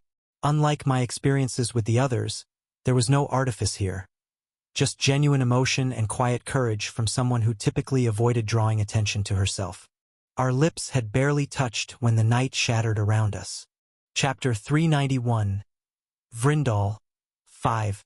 Arthur, miasma. Luna's warning came just in time. I grabbed Rose, pulling her tightly against me as I summoned Erebus's power from the depths of my connection with the Lich. Crimson bones materialized around us, forming a protective cage as I channeled Deep Dark through the structure. The bone armor sealed us in a dome of calcified plates interwoven with shadows that absorbed light and energy alike. Boom! A concussive force rocked our shelter as an ice-infused miasma blast crashed against the barrier. The corrupted energy skittered across the surface of the bone armor like oil on water, unable to penetrate the deep dark reinforcement. 3 priests, Luna reported clinically, her awareness extending beyond our physical shelter. 2 at low integration rank, 1 at mid-integration rank. I looked down at Rose, still held protectively in my arms. Her eyes were wide but focused, already analyzing the situation with the cool precision that characterized her approach to danger. "Will you be fine?" I asked. She nodded, her expression settling into calm resolve. "I can assist." Rose wasn't weak by any standard, her gift was formidable in the right circumstances, but as a white rank practitioner, she lacked the raw power to face integration rank opponents directly. Against Umbervale priests, her role would necessarily be supportive rather than confrontational. For me, however, these 3 would pose minimal challenge. My recent training had pushed me to the edge of what was possible without achieving resonance, but that was more than sufficient for adversaries of this caliber. I can't use Erebus's domain, I thought, mentally cataloging tactical options. My current limitations meant the domain would only function with a single person in my vicinity, a weakness I'd need to overcome eventually, but irrelevant to the immediate situation. I charged Evolvus with pure light, the blade glowing with divine energy particularly effective against the corrupted miasma. After bracing for one final spell impact against our shelter, I prepared to counterattack. "Stay close to the center," I instructed Rose. "Counter their spells if possible, but don't expose yourself." She nodded, reaching into her pocket to withdraw a single blue rose, the physical focus for her gift, Paradox. The flower seemed to shimmer between states, simultaneously vibrant and withered, its petals both opening and closing in impossible contradiction. As another blast struck our shelter, I launched forward, shattering the bone armor from within.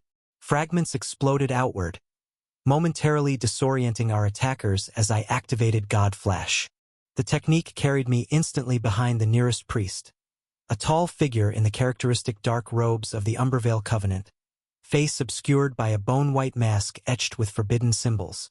Before he could register my presence, Evolvus cut through his defensive barrier and into flesh, pure light searing the wound to prevent regeneration. He collapsed with a strangled cry, but I was already moving toward the second priest, who had begun chanting a complex incantation. Dark energy gathered between his raised hands, coalescing into a sphere of concentrated corruption.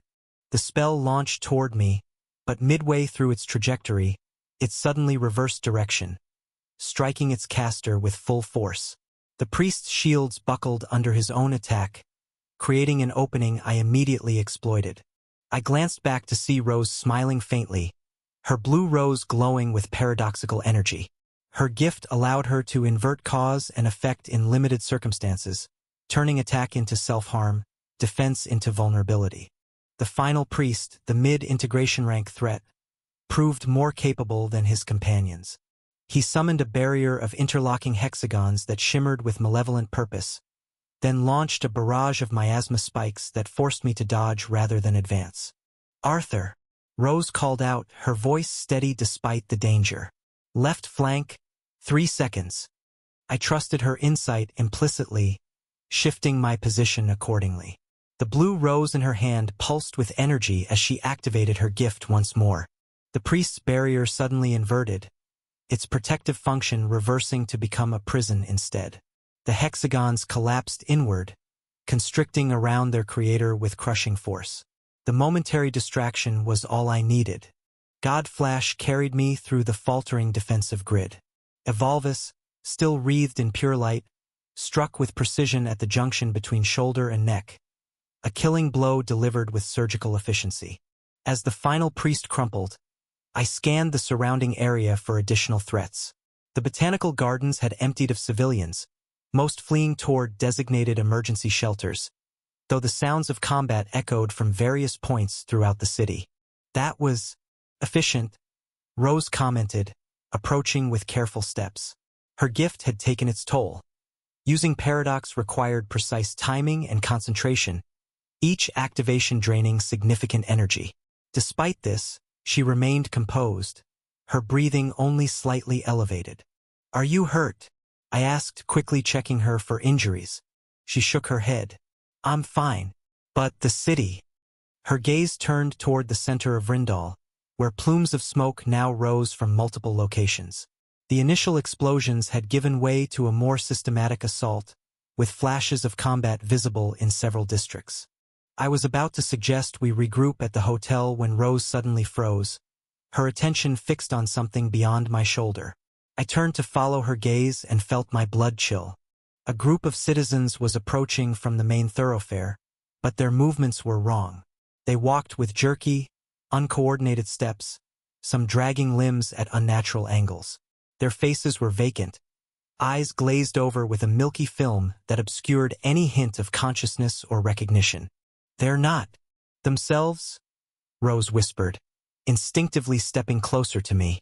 I studied the approaching figures, noting the distinctive bluish veins visible beneath their pallid skin and the total absence of normal human reactions. They showed no fear, no awareness of the danger around them, only a mindless, inexorable advance. "Zombies," I confirmed grimly. "The Umbervale Covenant has deployed a mass conversion spell." This was worse than I had anticipated. While I'd known Vrindal would fall, the use of civilian zombies suggested a level of cruelty beyond even what the historical accounts had detailed. These weren't simply the walking dead. They were citizens forcibly transformed while still alive, their consciousness suppressed as their bodies were conscripted into the Covenant's unholy army. "But that's forbidden magic," Rose said, horror evident in her voice. "Even the darkest necromantic practices draw the line at forced conversion of the living." She was right. Traditional necromancy, for all its morally ambiguous applications, maintained strict boundaries around consent and autonomy. What the Covenant had done violated not just ethical codes but fundamental magical principles, a corruption of the natural cycle that Vauquert and other legitimate necromantic organizations universally condemned. "The Umbervale Covenant doesn't recognize those limitations," I explained, already calculating our options. "They view moral constraints as weaknesses to be exploited." The first wave of revenants had noticed us now, their shambling progress redirecting toward our position. Though individually weak, their numbers would quickly become overwhelming as more converted citizens joined their ranks. "We need to reach the hotel," I decided, taking Rose's hand. "The other students will be gathering there, and we'll need to coordinate a response."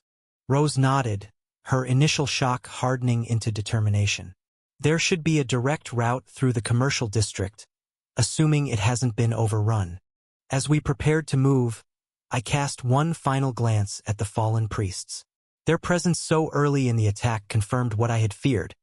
This wasn't a random raid but a coordinated assault designed to cripple Vrindal completely.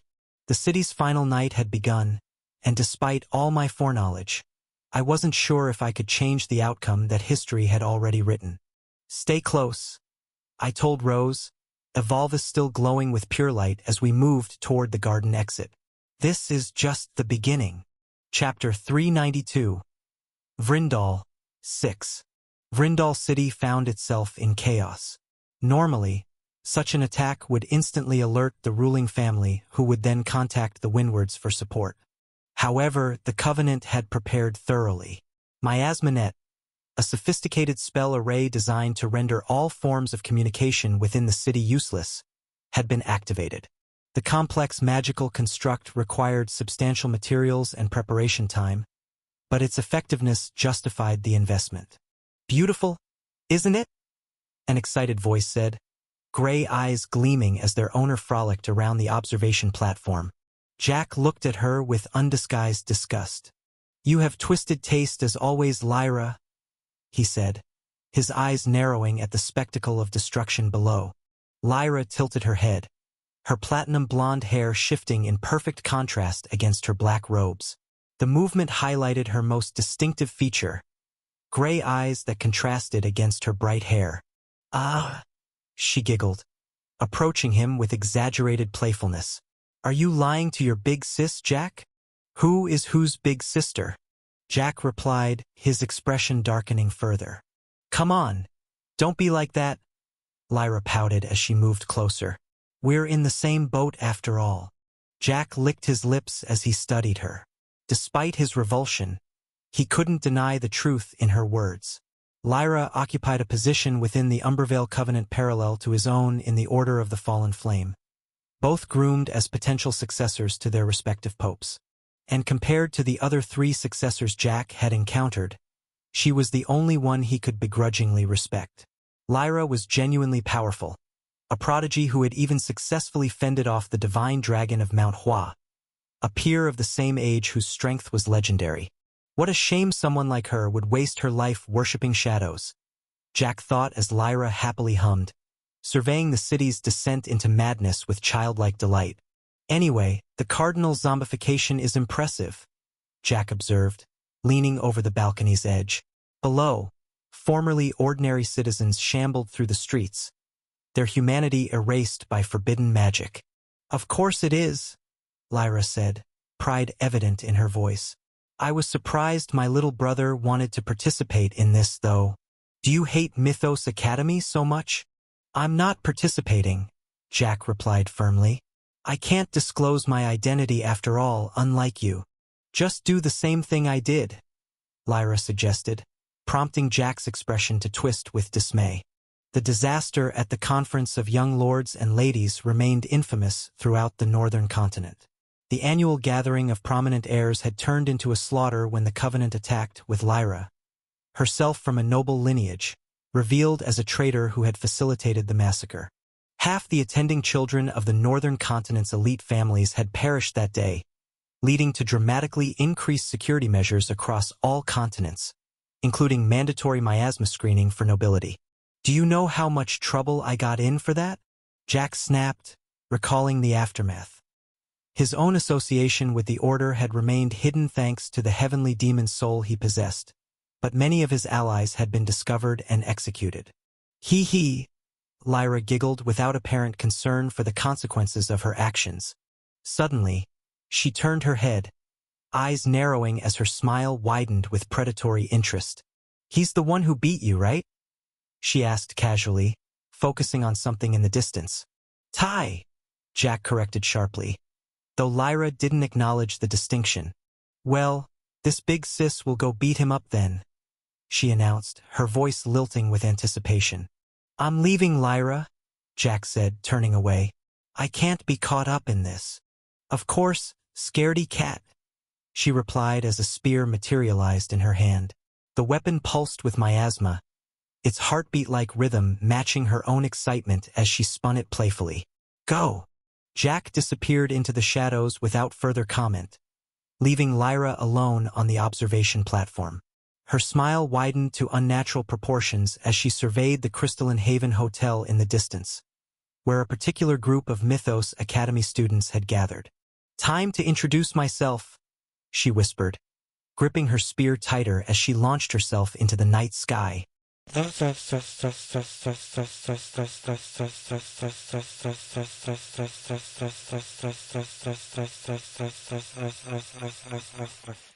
Inside the Crystalline Haven's grand lobby, Lucifer Windward had taken charge of the situation with characteristic efficiency. The class's students had naturally gravitated together when the attack began, their combat training overriding panic. The hotel's defensive barriers are holding for now, Lucifer reported, his emerald eyes scanning the assembled group. But they won't last indefinitely against concentrated assault. Cecilia stood nearby, her crimson eyes narrowed with calculation as she monitored the hotel's perimeter through a tactical display. 2 breaches detected in the eastern wing, she announced. Security forces are responding, but they're overwhelmed. Where's Arthur? Rachel asked, her normally serene expression tight with concern as she scanned the group. And Rose? They went to the botanical gardens, Serafina replied, her silver hair immaculately styled despite the chaos. I received a message from Rose earlier confirming their plans. Jean Ashbluff's expression remained carefully neutral, though his posture had shifted to combat readiness. The communications blackout suggests a miasma net. They won't be able to contact us. Ren nodded in agreement, his perpetually analyzing gaze focused on the tactical displays. Classic Covenant strategy. Isolate before overwhelming. Ian looked up from the ancient text he'd been consulting. The zombification process they're using isn't standard necromancy. It's corrupted, forcing conversion while the hosts remain alive. Clara Lopez paced nervously, her hands occasionally glowing with elemental energy that betrayed her agitation. Shouldn't we be doing something? People are dying out there. We are doing something, Lucifer replied calmly. We're consolidating our position and gathering intelligence. Rushing out blindly would only create more casualties. His measured response reflected his training under the Windward family's military doctrine. Assess, plan, then act with overwhelming force. Despite his relative youth, Lucifer carried himself with the authority of someone who had been preparing for leadership his entire life. The hotel's emergency lighting cast everything in a pale blue glow, occasionally flickering as distant explosions tested the building's structural integrity. Through the reinforced windows, they could see the spreading chaos. Fires burning unchecked in several districts, citizens fleeing or falling to the advancing revenants, and sporadic magical combat as defenders engaged the Covenant forces. We should establish contact with the professors, Cecilia suggested. Their experience would be valuable in. Her words cut off as the grand chandelier above them exploded in a shower of crystal fragments. Everyone reacted instantly, defensive abilities activating as they scattered to avoid the falling debris. Where the chandelier had hung moments before, a figure now hovered, a young woman with platinum blonde hair and eyes of absolute darkness.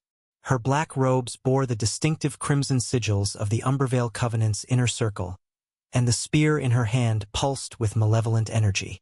Well, well, well, she said, her voice disconcertingly cheerful. The famous Class A of Mythos Academy. How disappointing to find you hiding in here while your city burns.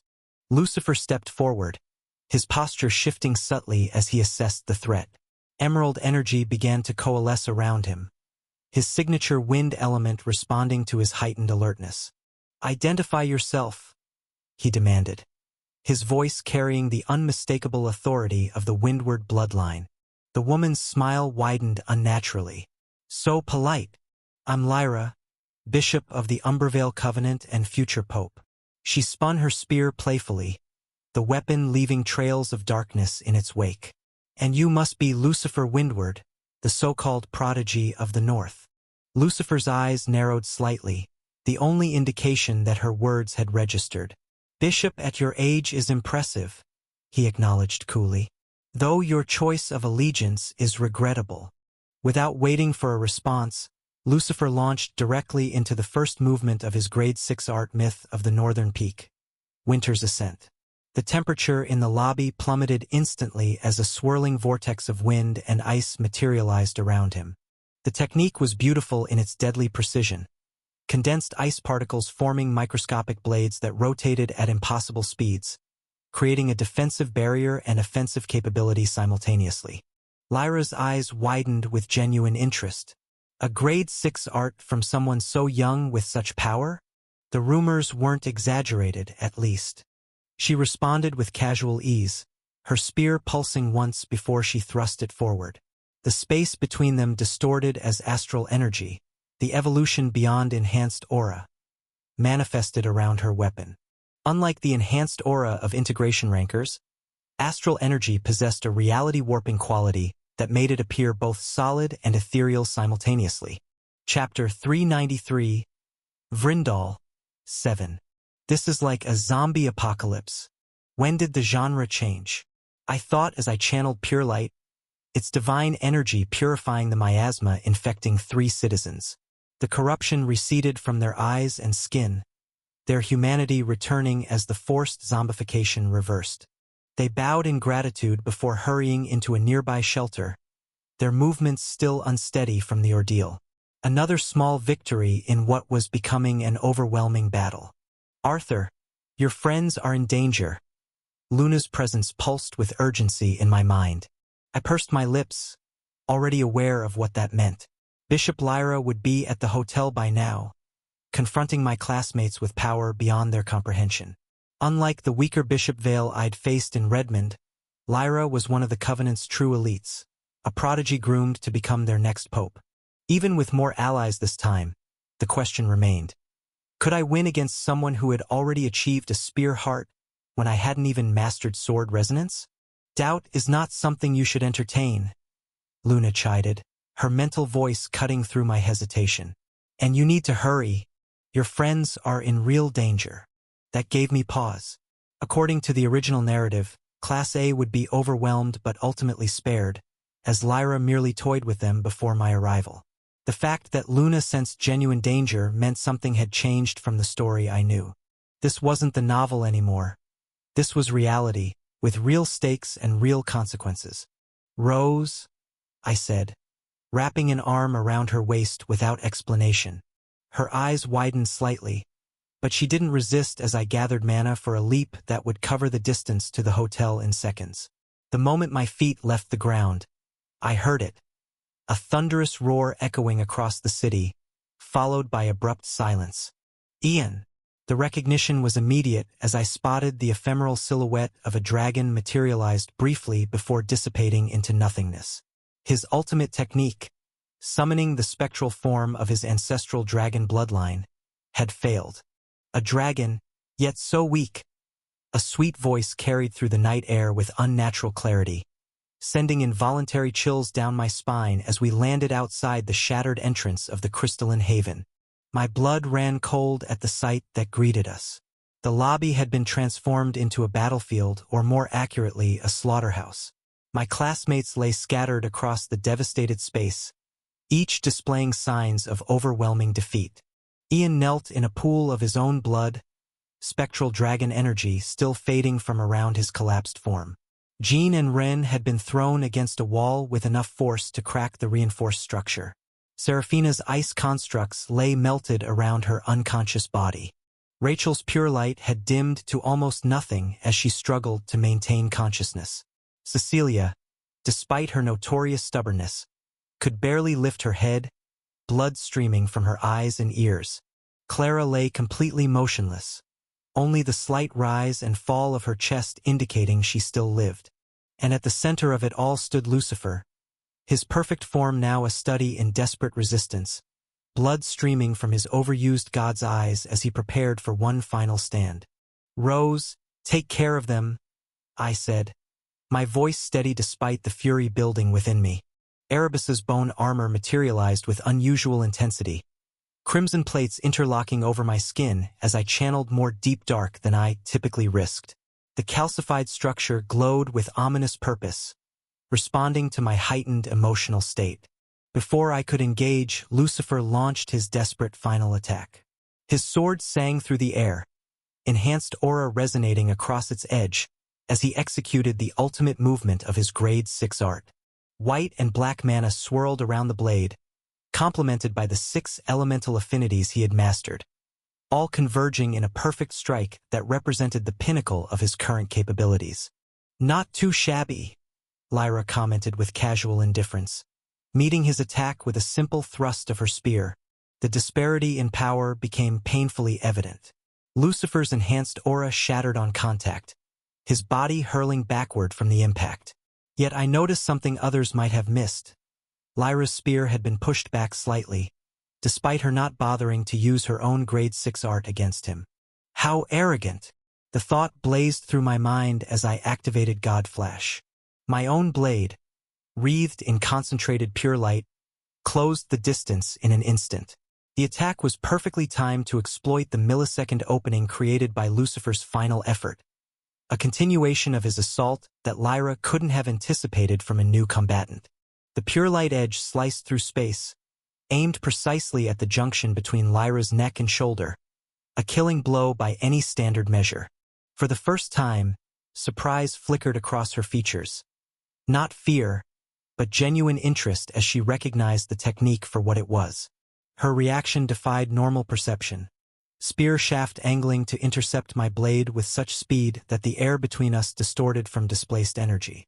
The collision sent shockwaves throughout what remained of the lobby, the final windows shattering as pure energy dissipated outward. I maintained my footing, enhanced bone armor absorbing enough of the impact to keep me from being thrown backward like my classmates. Well, Lyra's eyes gleamed with newfound excitement as she studied me. "You must be Arthur Nightingale. Jack mentioned you were interesting, but he failed to mention just how interesting." I didn't respond to the bait, instead taking the momentary pause to assess the battlefield more thoroughly. Rose had already moved to Rachel's side, her paradox gift active as she attempted to reverse the worst of the injuries. Lucifer was struggling back to his feet, stubborn determination written across his bloodied features despite the obvious futility of further resistance. "I suppose introductions are in order," Lyra continued, twirling her spear with playful grace that belied its deadly precision. "Bishop Lyra of the Umbervale Covenant, future pope and architect of tonight's entertainment." She glanced around at my fallen classmates with casual disinterest. "Your friends put up an admirable effort, especially the Windward boy. Such talent, such potential, wasted on the wrong side of history." The spear heart in her chest pulsed, its rhythmic vibrations sending ripples through the ambient mana. Each pulse represented mastery beyond anything I had achieved, the perfect synchronization between wielder and weapon that transformed technique into transcendence. I fell into a defensive stance, Evolvus held in perfect form as I gathered my focus. Against an opponent of this caliber, a single mistake would mean death, not just for me but for everyone in this room. "Let's see if you live up to your reputation," Lyra said, her childlike smile widening to unnatural proportions as astral energy began to coalesce around her spear. "Show me." Chapter 394. Vrindal, 8. "I thought this would be more interesting," Lyra said as she deflected my sword with effortless precision, boredom evident in her eyes. "An art which builds momentum. It's somewhat interesting but nothing special." I raised Evolvus high, channeling everything into the Tempest Dance technique. Enhanced aura swirled around the blade, ballooning to the absolute peak I could achieve before I brought it down in a perfectly executed strike. Lyra barely shifted her stance, merely thrusting her spear forward to meet my attack. Our weapons clashed with thunderous force, but while I had committed my entire body to the strike, she remained unmoved, a mountain facing a gentle breeze. What ridiculous strength, I thought as I was pushed backward, my boots leaving furrows in the marble floor. "You are even weaker than that Lucifer." Lyra tilted her head, genuine disappointment in her voice. "What makes you think you can beat me?" I didn't waste breath on a response. Instead, I reached into my bond with Erebus, summoning the power that had saved me in countless previous battles.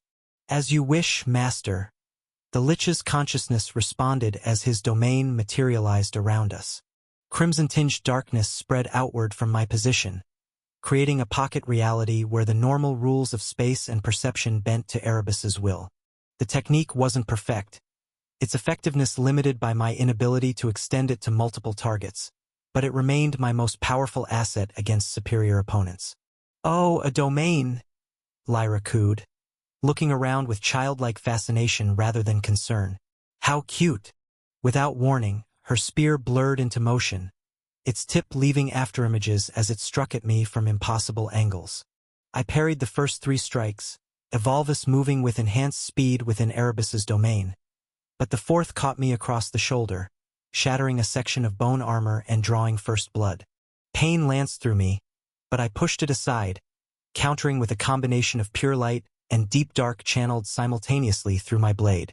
The opposing energies strained against each other, threatening to destabilize under the pressure, but I maintained the delicate balance through sheer determination. Lyra laughed as she batted the attack aside. Light and shadow together? Fascinating theory, catastrophically poor execution. She launched into a sequence of movements that demonstrated the gulf between our abilities. Each thrust of her spear carried astral energy that distorted space itself, leaving trails of corrupted mana that lingered like open wounds in reality. The spear heart at her weapon's core pulsed with living rhythm, perfectly synchronized with her body and will in a way that transcended mere technical mastery. I retreated, desperately searching for an opening while maintaining Erebus's domain. Behind Lyra, I could see Rose attempting to move my injured classmates to safety, her paradox gift temporarily reversing the worst of their wounds. Lucifer had managed to stand again, though blood continued to stream from his overused god's eyes, his enhanced aura flickering weakly as he gathered what little strength remained. "You know what I think I'll do after I'm done playing with you?" Lyra asked conversationally, her spear continuing its relentless assault. "I think I'll take my time with your girlfriends. They were asking for you when I was beating them. The witch princess first, I think. I've always wondered how long someone can scream when you carefully remove their skin." Rage surged through me, hot and immediate. Pure light flared along Evolvus's edge with renewed intensity, fueled by emotion rather than technique. "Or perhaps the Saintess?" Lyra continued, clearly enjoying the effect her words were having. Covenant research indicates interesting reactions when pure light users are corrupted with specialized miasma. I could make her my pet. I launched a fresh assault, Tempest Dance building momentum with each successive strike.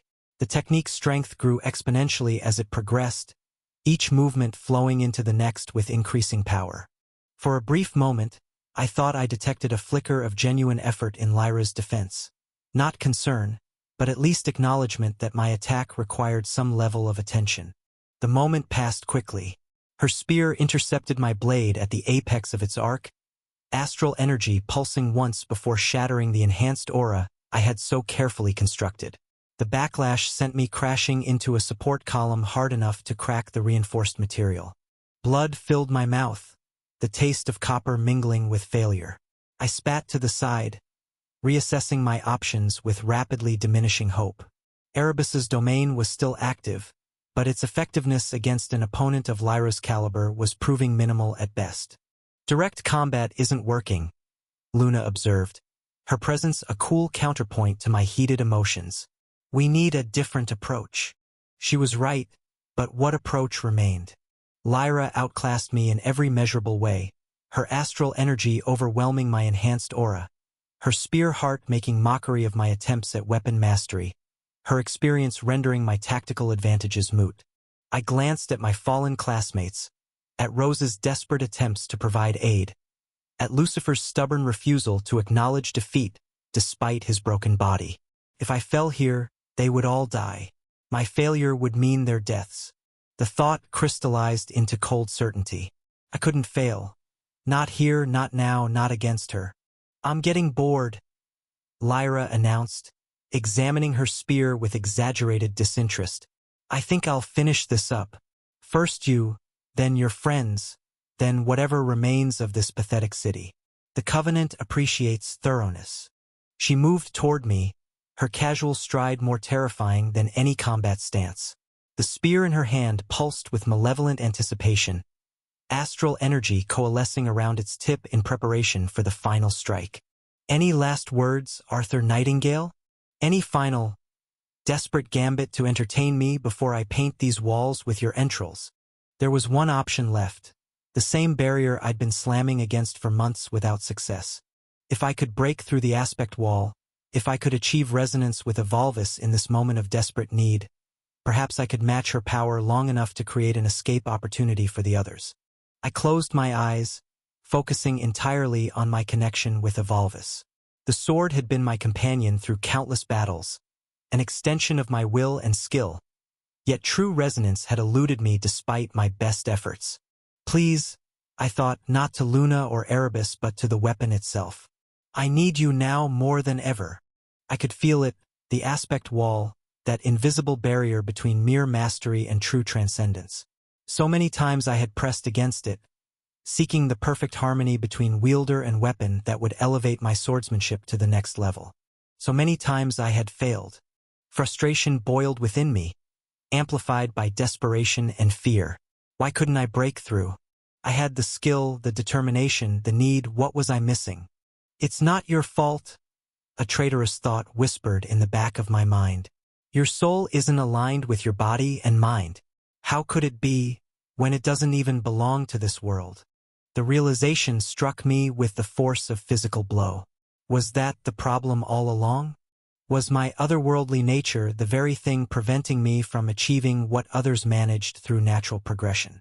The thought was both liberating and devastating. If true, it meant my failure wasn't due to lack of effort or talent, but it also meant I might never overcome this fundamental incompatibility between my soul and this world's magical principles. Lyra's spear descended toward me, its path a perfect arc that would end at my heart. Time seemed to slow as I opened my eyes, accepting that my best might not be enough after all. The astral energy around her weapon distorted my perception, reality itself bending under its corrupted influence. In that stretched moment, I saw the faces of those I had come to care for in this world. Cecilia's calculating confidence, Rachel's quiet devotion, Seraphina's cool precision, Rose's gentle strength. I saw my classmates, my family, the connections I had forged against all expectations. I couldn't fail them. I wouldn't. With a final, desperate surge of will, I hurled myself against the aspect wall, channeling everything I had, every scrap of mana, every fragment of technique, every ounce of emotion into Evolvus. The sword glowed in response, enhanced aura flaring along its edge as it rose to meet Lyra's descending spear. For a heartbeat, I thought I felt something shift, a momentary resonance between my intent and the blade's existence, a fleeting harmony that hinted at what might be possible. Then Lyra's spear connected, and my world exploded into pain. The enhanced aura around Evolvus shattered instantly, the backlash traveling through the metal and into my body with devastating force. I felt ribs crack, blood vessels rupture, muscles tear under the impossible pressure. Erebus's domain collapsed as my concentration fractured, the bone armor following a moment later as my mana channels overloaded from the strain. As consciousness began to fade, my vision tunneling to a narrow point of light in expanding darkness, I heard a voice. Not Lyra's, but something deeper, older, more fundamental. A sound that seemed to originate not from without but from within my own fading mind. The darkness claimed me as the voice grew. Chapter 395. Vrindal, 9. One moment I was facing certain death, Lyra's spear descending toward my heart.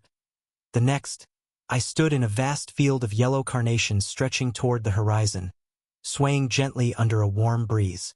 The transition was seamless, the battlefield vanishing without warning or transition. The sensory detail was overwhelming. Not the half-formed impressions of a dream or vision, but perfect replication of reality. I could feel the earth yielding slightly beneath my feet, smell the sweet perfume of thousands of blooms, hear the rustle of petals brushing against each other in the wind. Sunlight warmed my skin with the precise intensity of mid-afternoon. Crouching, I brushed my fingers over a nearby flower, feeling the soft petals between my fingertips. The texture was exquisite, each minute ridge and velvet surface rendered with impossible precision. I placed my palm against the bark of a solitary tree, finding it properly rough and irregular, exactly as real bark should feel. Is this a mindscape? I wondered, turning slowly to survey my surroundings. This level of detail and sensory perfection required power beyond anything I'd encountered. Only a radiant rancor or higher, or perhaps something else entirely, could create such a perfect replication of reality within consciousness. Finally, we meet, a voice echoed, now distinct and coming from just behind me. No longer formless laughter, but articulated words carrying deliberate meaning. I turned slowly, feeling a strange anticipation build within me, as if some part of me had been waiting for this moment since I first awakened in this world. Standing among the carnations was a young man my age, with my height, my build, wearing casual clothing that somehow seemed both modern and timeless. His features were mine, yet subtly different, more refined, more assured, belonging to this world in a way I never truly had. Shock rolled through me in waves, my body trembling as if every cell rebelled against what my eyes were seeing. It was impossible, yet undeniable. "Nice to meet you, Transmigrator," he said, azure eyes, so similar to mine yet infinitely deeper, locking onto my gaze with serene confidence. It was Arthur Nightingale, the original Arthur, the one whose life I had stepped into, whose body I now inhabited. Not dead, not gone, but somehow preserved or existing in this impossible space between thought and reality. How? The question ricocheted through my mind, crystallizing countless late-night wonderings into a single moment of confrontation. I had entertained every possibility, that I was in a loop of some kind, that I was Arthur with altered memories, that I had somehow merged with him upon arrival. But facing him now, separate and distinct, I knew the truth. I had truly transmigrated, replaced another soul in its rightful vessel. And now that displaced soul stood before me, seemingly untroubled by my usurpation of its existence. What am I? The words escaped before I could control them, barely audible even in this silent realm. He shook his head, a faint, wry smile touching his lips. My lips, yet expressive in ways I'd never seen in mirrors. "Too early for that," he said, his voice resonating with quiet authority. "You're too weak to understand. But I can help you, since your current self isn't capable of touching even resonance." In a single fluid motion that defied perception, he closed the distance between us, moving not as a human moves but as thought itself, instantaneous without transition. His hand rose with graceful precision, fingers pressing gently against my forehead. The touch was both cool and warm, physical yet somehow more than physical, a connection that transcended the limitations of flesh. "Leave it to me, Transmigrator," he murmured, his voice quiet but firm, carrying a weight that enveloped my consciousness like an ocean drawing in a single drop of water. Darkness swept over me, absolute and consuming. Not the darkness of unconsciousness or sleep, but something more profound, a void of perfect emptiness that somehow contained infinite potential. And then silence. The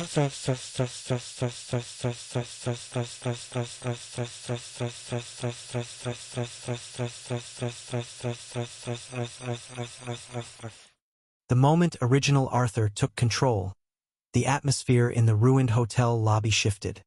His eyes snapped open, now blazing with an azure light that had never been seen in them before.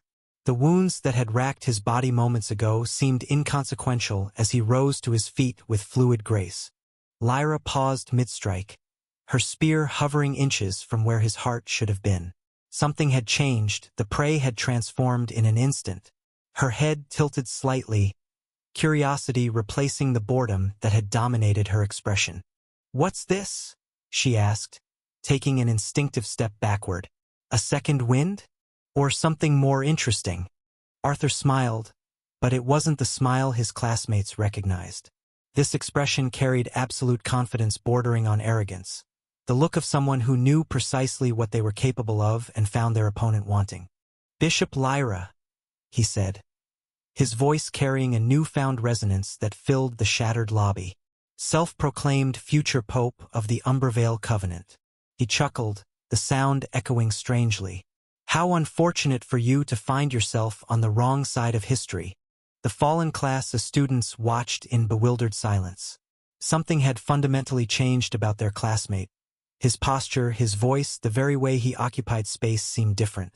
Even Lucifer, despite his injuries, sensed the transformation and forced himself to focus through blood-clouded vision.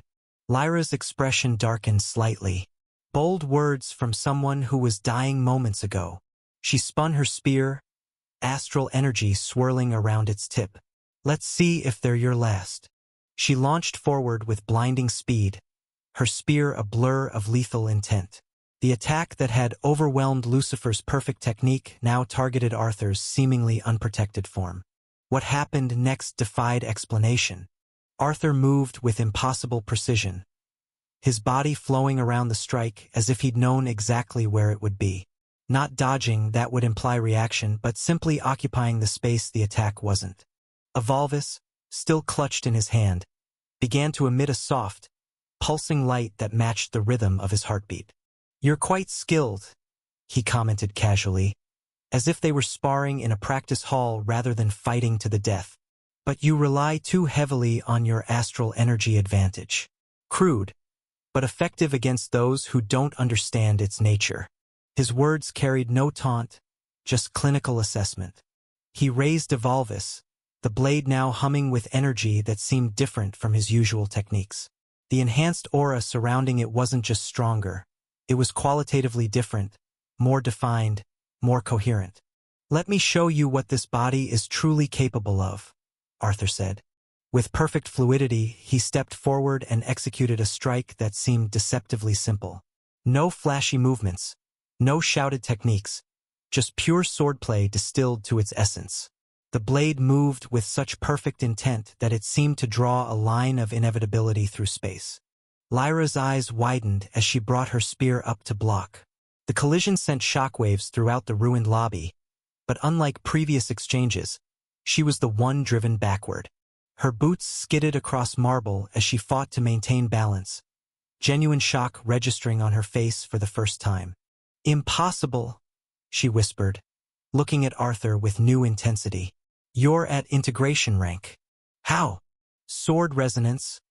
Rose breathed from her position beside the injured students, recognizing what was happening before anyone else. He's achieved resonance. Indeed, Evolvus now hummed with perfect harmony, the blade no longer just a tool, but a true extension of Arthur's will and intent. The aspect wall that had frustrated him for so long had been shattered in an instant, the seemingly insurmountable barrier between technique and transcendence overcome through original Arthur's intervention. Instead of the wildly fluctuating enhanced aura that characterized his previous attempts, every mode of energy now moved with purpose, creating a synchronized whole that amplified power exponentially rather than incrementally. Lyra recovered quickly, her surprise giving way to genuine combat focus. Interesting, she admitted, her childish effect dropping as she adjusted her stance. Very interesting indeed. She launched into her grade 6 spear art, astral energy warping reality around her weapon as she executed a series of thrusts so fast they seemed to happen simultaneously. The attack had overwhelmed all 8 classes students working in perfect coordination. A display of power befitting an ascendant ranker. Arthur met it with serene confidence, Evolvus moving in patterns that seemed to anticipate each strike before it materialized.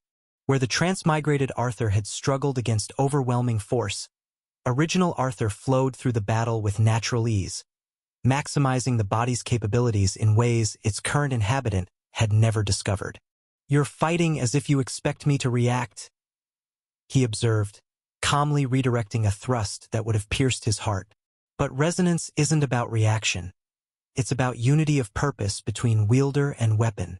To demonstrate, he executed a counter that carried both pure light and deep dark simultaneously. Not struggling to balance the opposing forces as before, but harmonizing them through perfect resonance. The energies no longer fought each other but complemented, creating an effect that sliced through Lyra's astral defense like a hot knife through butter. Blood spattered across the marble floor as the attack caught her across the shoulder, the first significant injury she had sustained. Her eyes widened, more in fascination than pain. A mere integration rancor, she murmured, reassessing her opponent entirely. The battle escalated as Lyra abandoned all pretense of toying with her prey. Her spear heart pulsed with increased intensity, astral energy distorting space around them as she committed fully to the fight. The casual sadism that had characterized her earlier attacks was replaced by methodical lethality. Yet for each escalation in her technique, Arthur had an answer. He moved through her attacks with preternatural awareness, Evolvus responding to his intent before conscious thought could form. More than once, Lucifer caught himself holding his breath as Arthur executed maneuvers that should have been impossible for anyone below ascendant rank. The lobby began to disintegrate around them, the remaining support structures crumbling under the pressure of their exchange. Rose created a protective barrier around the injured students, her paradox gift straining to its limits as she reversed the most immediate structural collapses. "How?" Cecilia managed to ask through bloodied lips, watching as Arthur countered techniques that had effortlessly overwhelmed their combined efforts. How is he doing this? No one had an answer. Even Lucifer, whose God's eyes allowed him to perceive details others missed, could only shake his head in bewilderment. The battle reached its climax when Arthur executed a perfect thrust that bypassed Lyra's defense entirely, Evolvus glowing with harmonized energy as it aimed directly for her heart. For the first time, genuine fear flashed across her features as she realized she couldn't dodge or block in time. "Enough!" a thunderous voice commanded as a wall of pure miasma materialized between them, absorbing Arthur's strike at the last possible moment. A tall figure stepped through a rift in space, a man in ornate robes bearing the highest sigils of the Umbervale Covenant. Unlike Lyra's youthful appearance, he carried the weight of centuries in his gaunt features and eyes of absolute darkness. "Cardinal Moros," Lyra acknowledged, relief briefly visible before she mastered her expression. The cardinal didn't spare her a glance, his attention fixed entirely on Arthur. "Interesting," he murmured, his voice carrying unnatural harmonics. "Very interesting indeed." Arthur lowered Evolvus, the resonance still humming through the blade but his posture shifting to cautious assessment. Even with his newfound mastery, he recognized the difference in their power. The cardinal existed in a realm beyond even Lyra's capabilities, an immortal rancor. Chapter 396. Vrindal, 10. Professor Nero reappeared through his own spatial movement, looking somewhat battered but undefeated. His eyes narrowed as he assessed the situation, layers of mana constructs already forming around him in preparation to resume the battle. "We shall retreat for now," the cardinal decided, creating another spatial rift. "This encounter has yielded sufficient data." Nero's jaw tightened, clearly dissatisfied with allowing the Covenant members to escape, but practicality overrode vengeance. His priority remained the safety of his students, many of whom lay grievously wounded throughout the hotel. Shadows coalesced around the cardinal and Lyra, preparing to transport them from the battlefield. Before the darkness enveloped her completely, Lyra's gaze fixed on Arthur one final time, her smile carrying equal parts fascination and anticipation. "Until next time, Arthur Nightingale," she whispered as the shadows claimed them. The tension in the room diminished perceptibly with their departure, though not entirely. Professor Nero exhaled deeply, his focus shifting to the injured students scattered across the devastated lobby. "Thank God you're all alive," he said, genuine relief coloring his typically stoic tone. With practiced efficiency, he wove complex healing and protective spells around each class member, stabilizing their most critical injuries. "I need to check on the other students now. I'll be back soon." With that promise, he vanished once more, leaving the class of students alone with their thoughts, and with Arthur, who stood casually among the destruction, hands tucked into his pockets with uncharacteristic nonchalance. 9 pairs of eyes turned toward him, each registering varying degrees of suspicion and confusion. Something about Arthur had fundamentally changed. His posture, his expression, the very way he occupied space felt alien compared to the classmate they knew. Rachel was the first to move, pushing herself to her feet with effort despite Nero's healing spell. Her normally serene features had hardened into uncharacteristic wariness as she approached Arthur. "Hey!" she said, her voice carrying subtle challenge beneath its surface. Serafina, Cecilia, and Rose followed her lead, forming a loose semicircle around him. Despite their injuries, all four girls radiated focused intent. "Where is Arthur?" they asked in perfect unison, their shared concern temporarily overriding their usual rivalries. Arthur tilted his head, studying them with bemused interest before a smile graced his lips. Not the expression of determined focus they knew, but something older, more knowing. "You can sense that. How perceptive," he replied, his voice carrying familiar timbre but unfamiliar cadence. "The girls in Arthur's life are quite remarkable." "We asked you a question," Rachel said, pure light gathering at her fingertips, ready to strike. Around her, the others prepared their own responses. Cecilia's crimson mana condensed into deadly precision. Serafina's frost-wreathed sword materialized in her grip, and Rose's paradox gift manifested as a glowing blue rose between her palms. Now, do you want to kill your Arthur?" he asked, amusement dancing in his eyes. Without warning, he reached out and plucked Rose's manifested blue rose from the air before she could react. "Don't," Rose began, genuine alarm spreading across her features. The blue rose was no mere manifestation but the physical focus of her gift, imbued with paradoxical properties that made it unpredictable and potentially lethal when mishandled. Her warning died on her lips as Arthur casually brought the rose to his face and inhaled its scent, his smile widening into something that appeared genuinely appreciative rather than mocking. "Paradox," he murmured, studying the bloom with the interest of a connoisseur. "Such fascinating potential. Don't worry, this can't kill me." To their collective shock, he crushed the bloom in his palm, its paradoxical energy dissipating harmlessly into the air.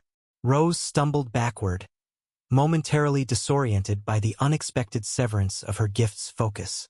"Anyway, this is goodbye for some time," Arthur announced, glancing around at the assembled students with what almost appeared to be fond regret. "Goodbye," Lucifer echoed, managing to stand despite his injuries, his god's eyes still active as he studied Arthur with renewed intensity. "What do you mean?" Clara asked, voicing the confusion shared by everyone present. "I need to leave for about a year," Arthur replied, his tone matter-of-fact despite the bombshell announcement. "So get me a leave of absence from the academy. You four can do that much for your dear Arthur, right?" His gaze lingered on the four girls, the request carrying weight beyond its simple phrasing.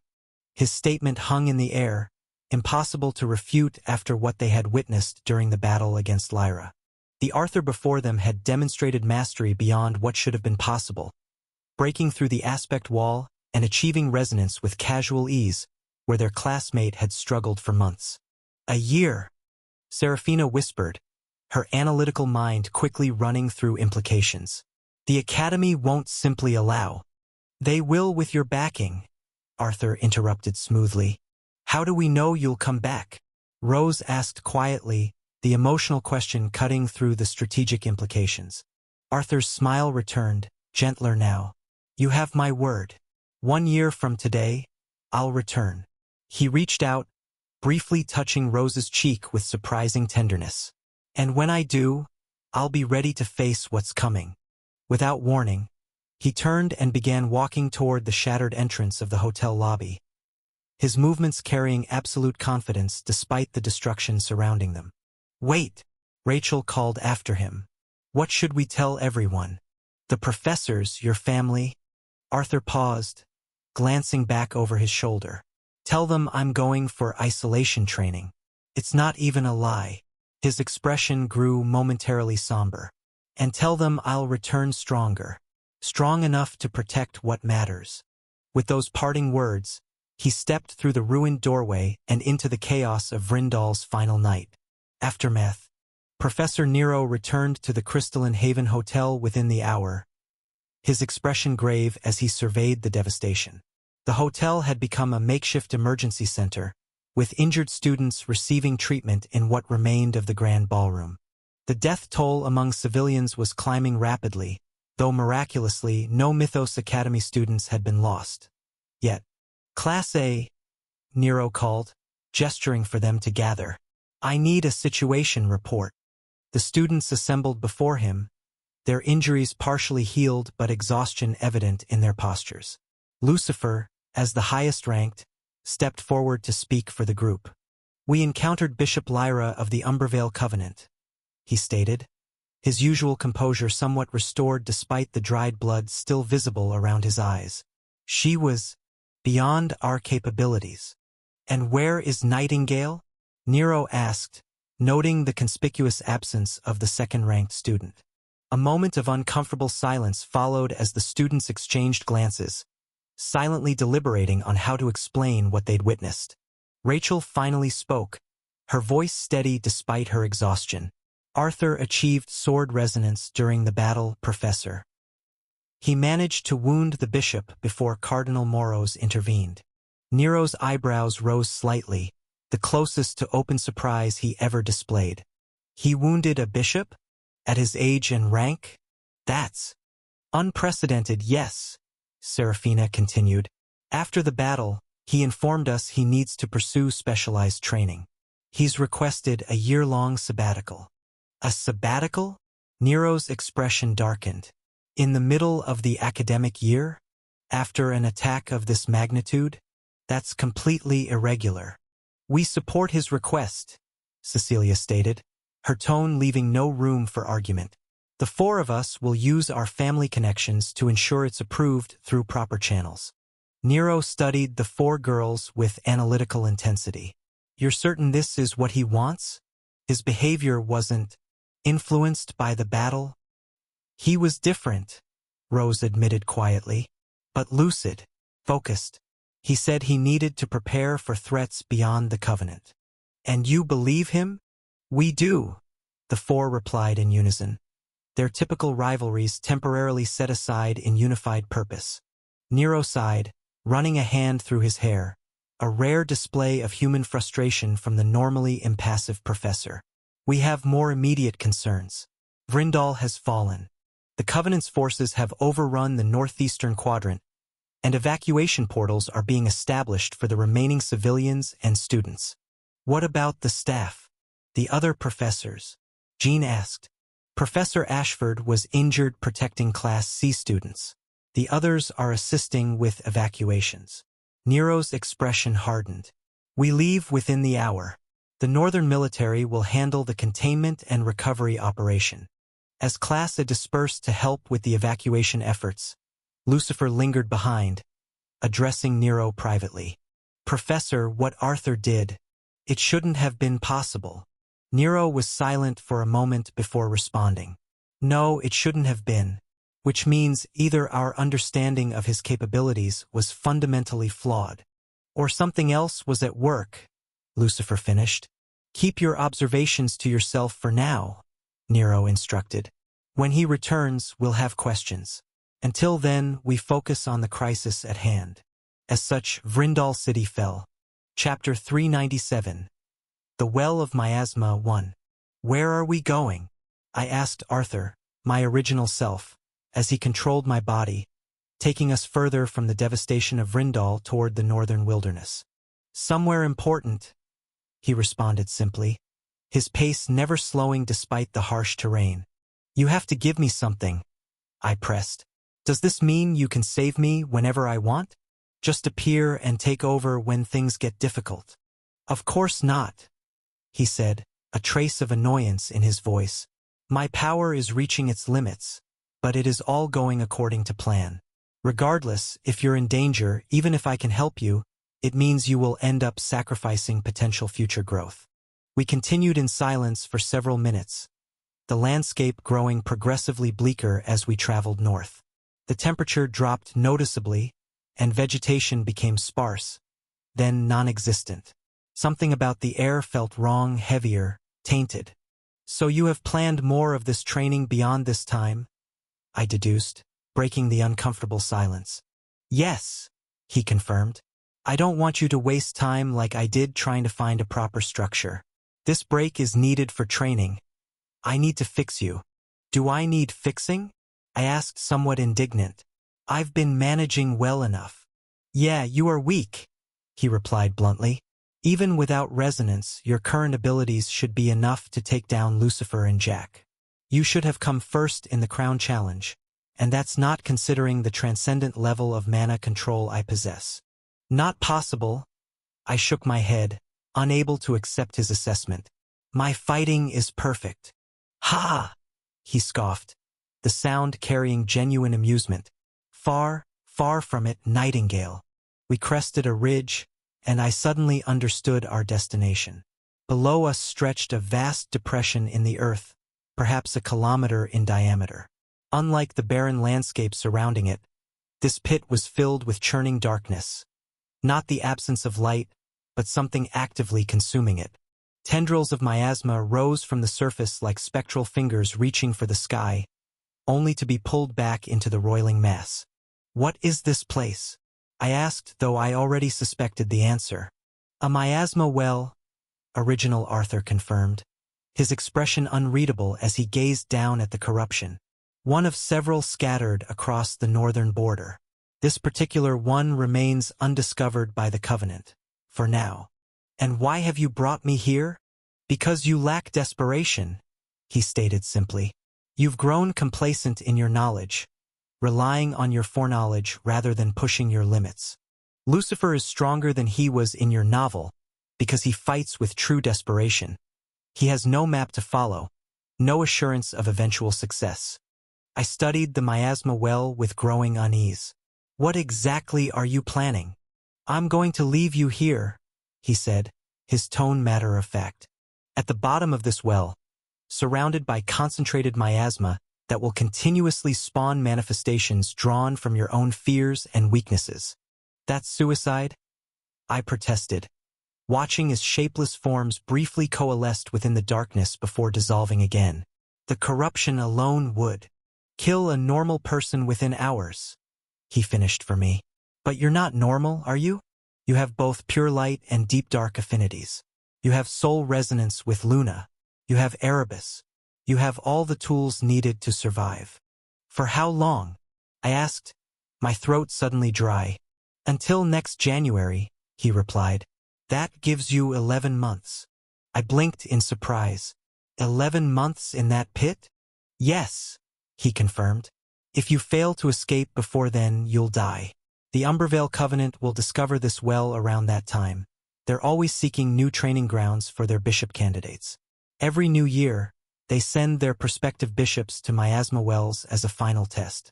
If you're still there when they arrive, they'll kill you.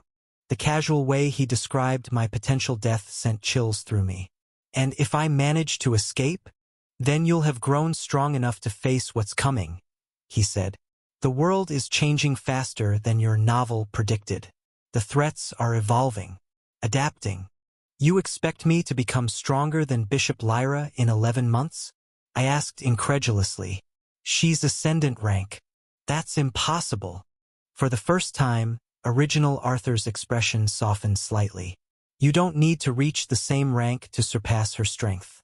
Ranks are generalizations, not absolute measurements. What you need is to transcend your current limitations, to stop fighting like you're following a script and start fighting like someone whose life depends on every move. He stepped closer to the edge of the well, peering down into its depths. Besides, I've already given you a head start by breaking through the aspect wall. Sword resonance is now within your grasp. You just need to fully integrate it. I stared at the churning miasma, trying to process what was happening. Part of me wanted to resist, to fight against this original self who had appeared so suddenly to upend my carefully constructed path. But another part, the part that had felt the overwhelming gap between myself and Lyra, knew he was right. The miasma beasts you'll face aren't like standard dark beasts, Original Arthur continued, his tone becoming instructional. They're pure manifestations of corruption, given form by your own fears and weaknesses. They'll evolve as you do, always presenting the perfect challenge to push you further. And you think this torture will make me stronger? I asked bitterly. I know it will, he replied with absolute certainty. Because it's what I would have done if I'd had the chance. His eyes met mine, and for a moment, I glimpsed something like regret. I'm giving you the path I wish I'd had. He stepped to the very edge of the precipice, our body now poised above the swirling darkness below. One final piece of advice. Don't resist the miasma entirely. Learn from it. Understand it. Only by comprehending corruption can you truly master its opposition. Wait. I began, suddenly realizing he intended to jump. 11 months, transmigrator, he said, a hint of a smile touching his lips. Make them count. With those words, he leapt forward, our shared body plummeting toward the churning surface of the miasma well. As we fell, I felt his control slipping away, consciousness returning fully to me just as we broke through the surface of the corruption.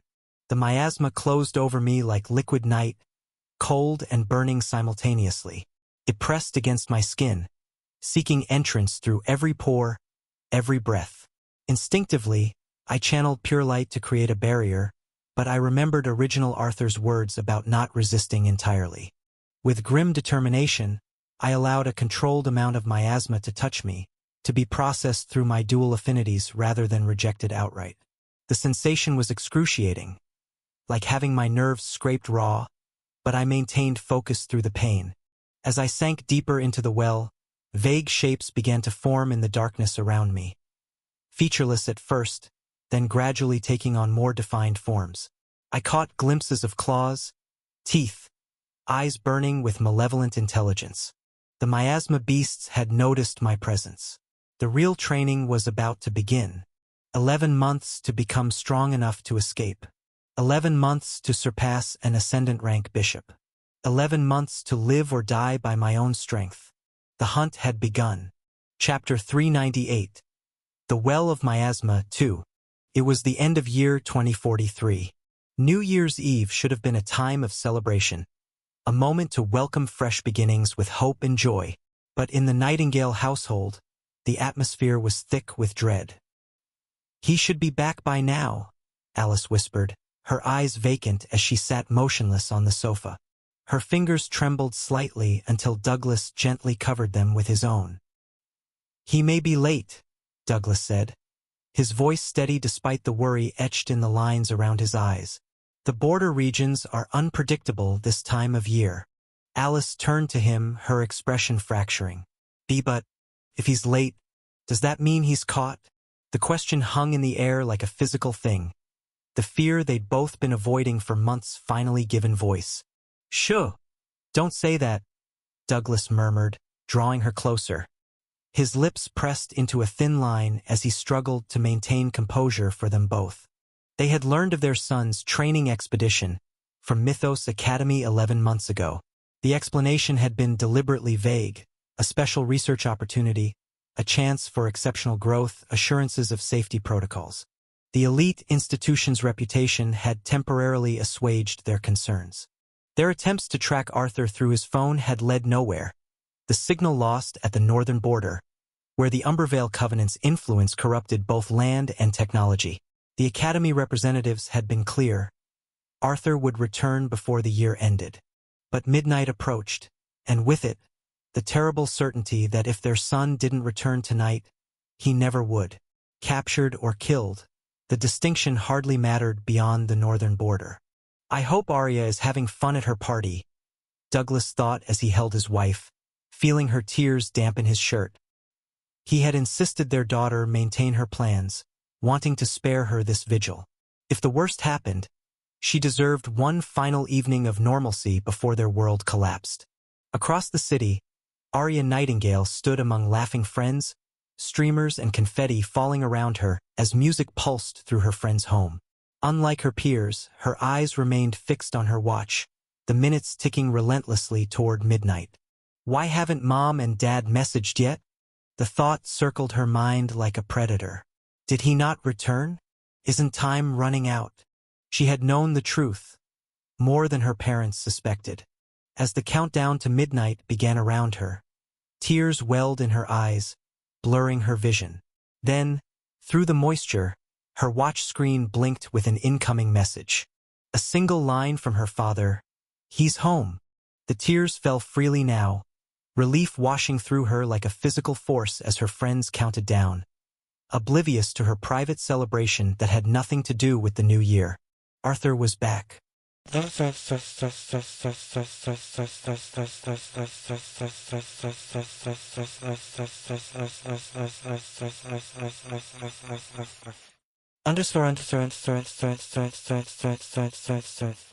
Is it true?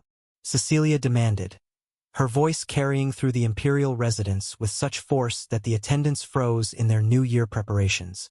He's back? He's back in Avalon. Yes, Your Highness, Nate confirmed, the Imperial Knight's formal posture belying the tension in his voice. He entered Avalon City approximately 30 minutes ago. He is currently in protective custody. Protective custody? Cecilia's crimson eyes narrowed dangerously, the temperature in the room seeming to drop several degrees. Who dares to detain him? Nate suppressed a shiver, having witnessed the consequences of the princess's displeasure before. Your Highness, it was implemented for safety purposes. Standard protocol for anyone crossing back from beyond the northern border. Please understand. Take me to him, Cecilia interrupted, her tone brooking no argument. Now. The Imperial Knight hesitated, caught between protocols. Their Majesties and His Highness are attending the Royal New Year's reception. Do you wish for me to inform them of your departure? I don't have time for diplomatic niceties, Cecilia said, already moving toward the door, her formal gown rustling with each determined step. Get me a car and let's go. Immediately. Yes, Your Highness. Nate bowed deeply before activating his communication device to arrange transportation. Alone for a moment, Cecilia pressed a hand against her chest, feeling the rapid cadence of her heartbeat. After 11 months, 3 days, and approximately 4 hours, not that she had been counting with obsessive precision, she would see him again. Arthur. The sensation of his hand in hers, the particular way his eyes crinkled when he smiled, the solid presence of him beside her. Memories she had revisited countless times during his absence. Memories that had sustained her through diplomatic functions and royal obligations that suddenly seemed meaningless in comparison. She had never been one to acknowledge weakness, even to herself, but Arthur's absence had created a void she could neither ignore nor fill. The realization both disturbed and fascinated her. How had he become so essential? The sleek, armored vehicle arrived without sound, its autonomous systems recognizing the Imperial signature. Cecilia slid inside, Nate following with practiced efficiency. Where is he being held? She asked as the car pulled away from the palace complex. The Sentinel facility, Your Highness. Northern Quadrant. Cecilia nodded, her expression unreadable as she gazed out at the glittering lights of Avalon. The city celebrated around them, oblivious to the return that mattered more to her than any new year. In mere minutes, she would see Arthur Nightingale again. Changed, perhaps, by whatever trials he had faced beyond the border. But present, real, returned. The thought sent an unfamiliar warmth through her chest, one she had finally stopped trying to suppress or analyze. Some truths needed no explanation. Clear the area, Cecilia commanded as she swept through the Sentinel facility corridors, her imperial tone leaving no room for argument. Guards and officials scrambled aside, pressing themselves against walls as she passed. Your Highness? Began the facility director, hurrying alongside her with evident distress. There are protocols that must be followed before anyone can. I said. Cecilia cut him off without breaking stride, crimson eyes flashing dangerously. Clear the area. The director's protest died in his throat. With a curt nod, he motioned for the remaining personnel to withdraw. Nate followed several paces behind, observing with quiet fascination. He had served the imperial family for years, but rarely had he seen the princess exercise her authority with such raw determination. When they reached the secured wing, Cecilia paused before a door marked only with a simple designation code. For just a moment, Nate caught something unexpected in her usually composed features. Vulnerability, perhaps even fear. Then it was gone, replaced by imperial resolve as she waved her hand over the access panel. The door slid open silently. Arthur Nightingale stood by the window, gazing out at the glittering New Year celebrations illuminating Avalon's skyline.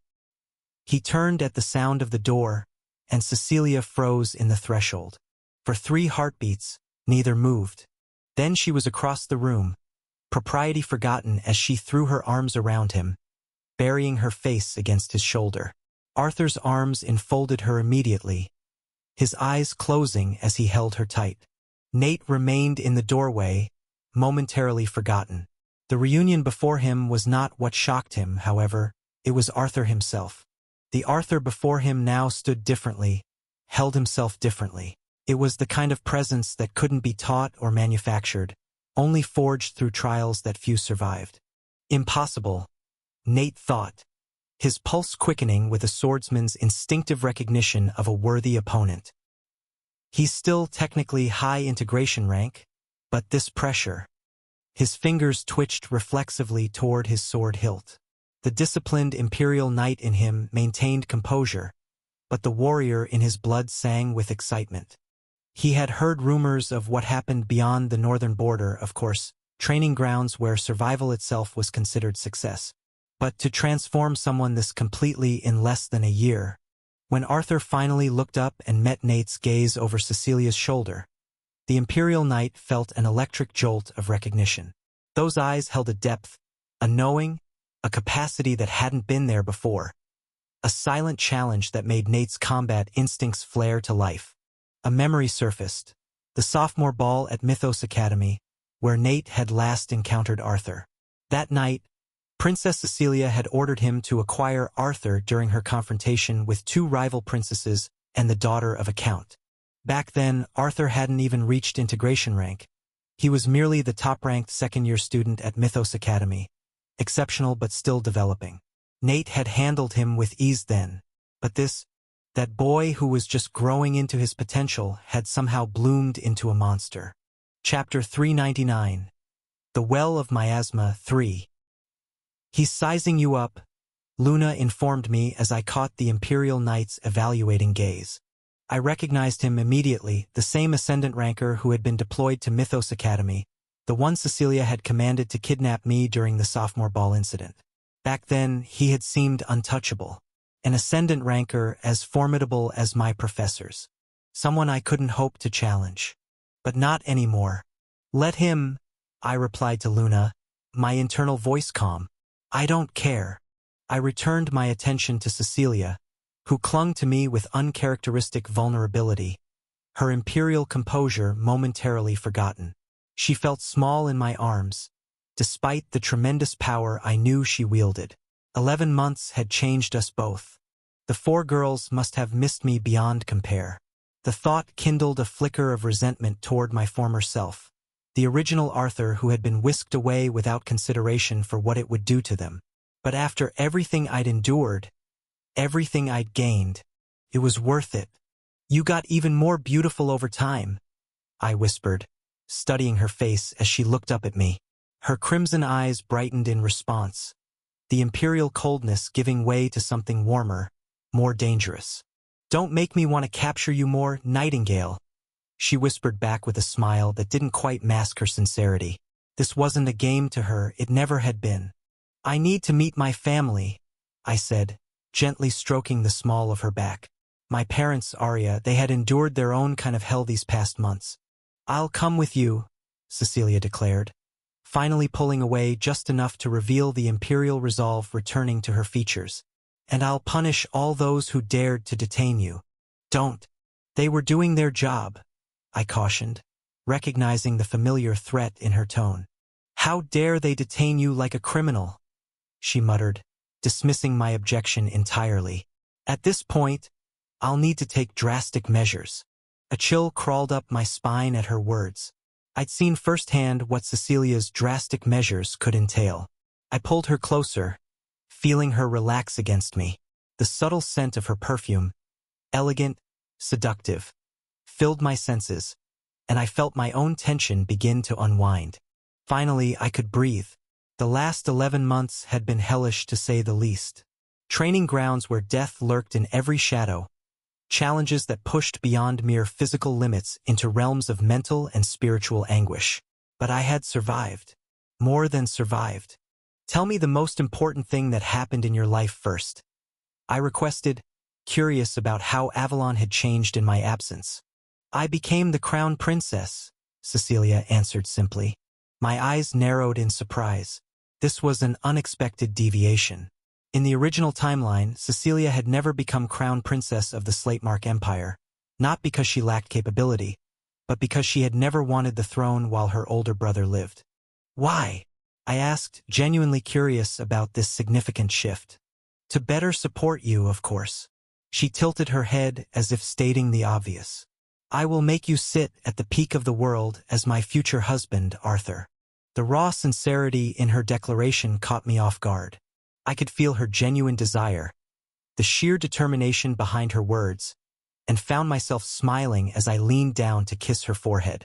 You also missed my 17th birthday, she continued as we began walking toward the exit, her hand firmly clasped in mine.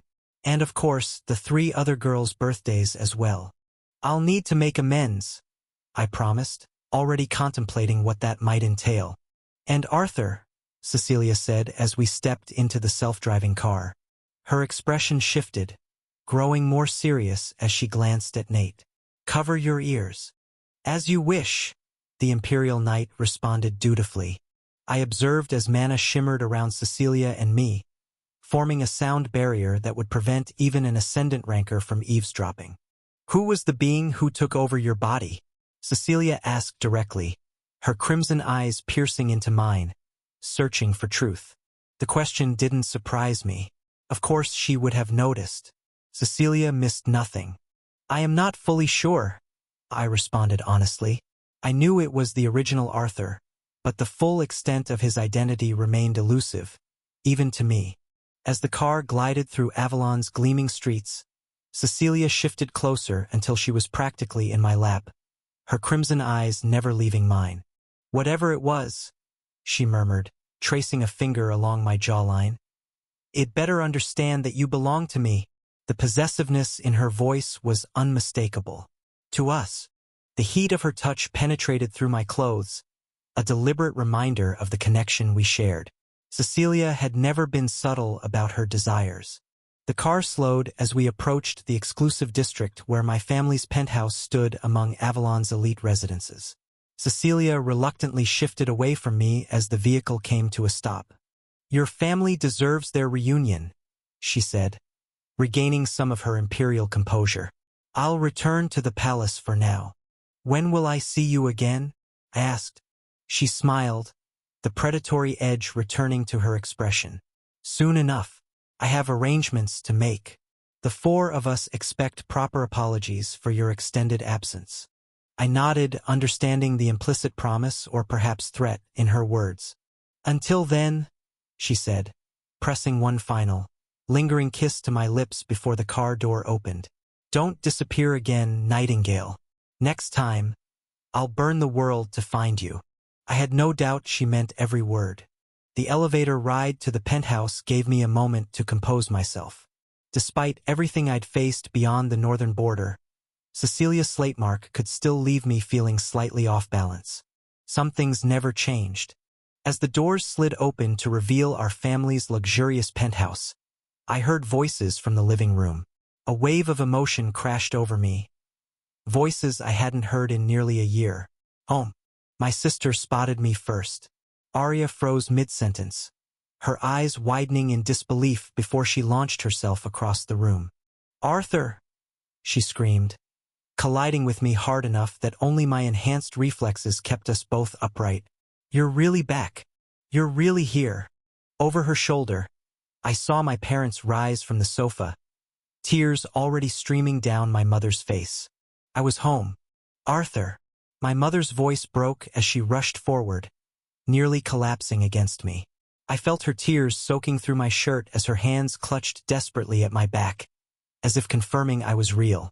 My father stood just behind her, His usual stoic demeanor cracked wide open, revealing raw emotion I'd rarely witnessed.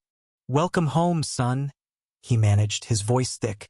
When he embraced us both, I noticed the tremor in his arms, the slight hunch in his shoulders, 11 months of worry etched into his frame. Arya hadn't released her grip on me, her face buried against my shoulder. "We thought," she began, then stopped herself. "No, I always knew you'd come back. I told them every day." The penthouse looked exactly as I remembered. Modern, elegant, with panoramic views of Avalon's skyline. It felt both familiar and strange, like returning to a childhood home you've outgrown. "Let him breathe, everyone," my father finally said, though his hand lingered on my shoulder. "He's probably exhausted." "I'm fine," I assured them, though exhaustion didn't begin to describe what I felt. "It's just good to be home." We moved to the living room, where signs of their vigil were evident: maps with marked locations near the northern border, legal documents, communications with Mythos Academy officials.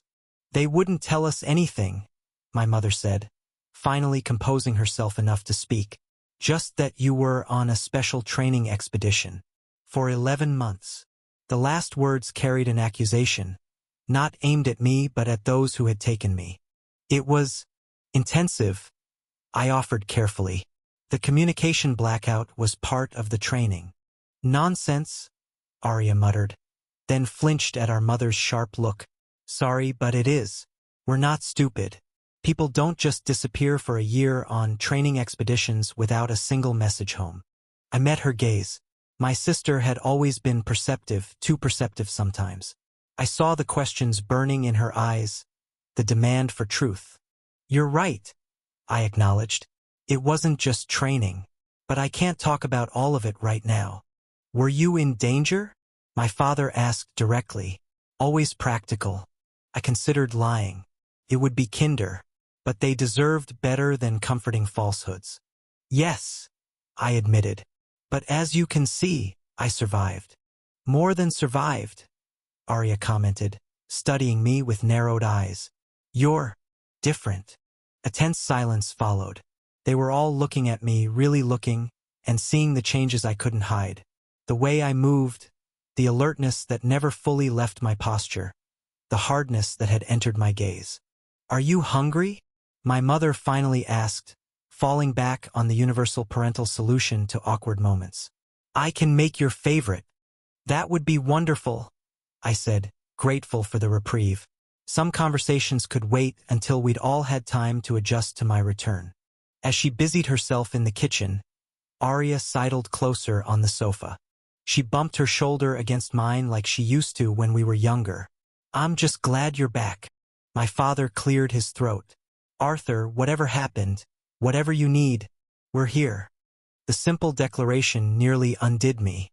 After everything I'd faced beyond the northern border, it was the unconditional support of family, that threatened to breach my hard-won composure. "I know," I said, my voice steady despite the emotions churning beneath. "Thank you." Home wasn't the same. I wasn't the same. But in that moment, surrounded by the people who had waited faithfully for my return, I felt something I hadn't experienced in nearly a year.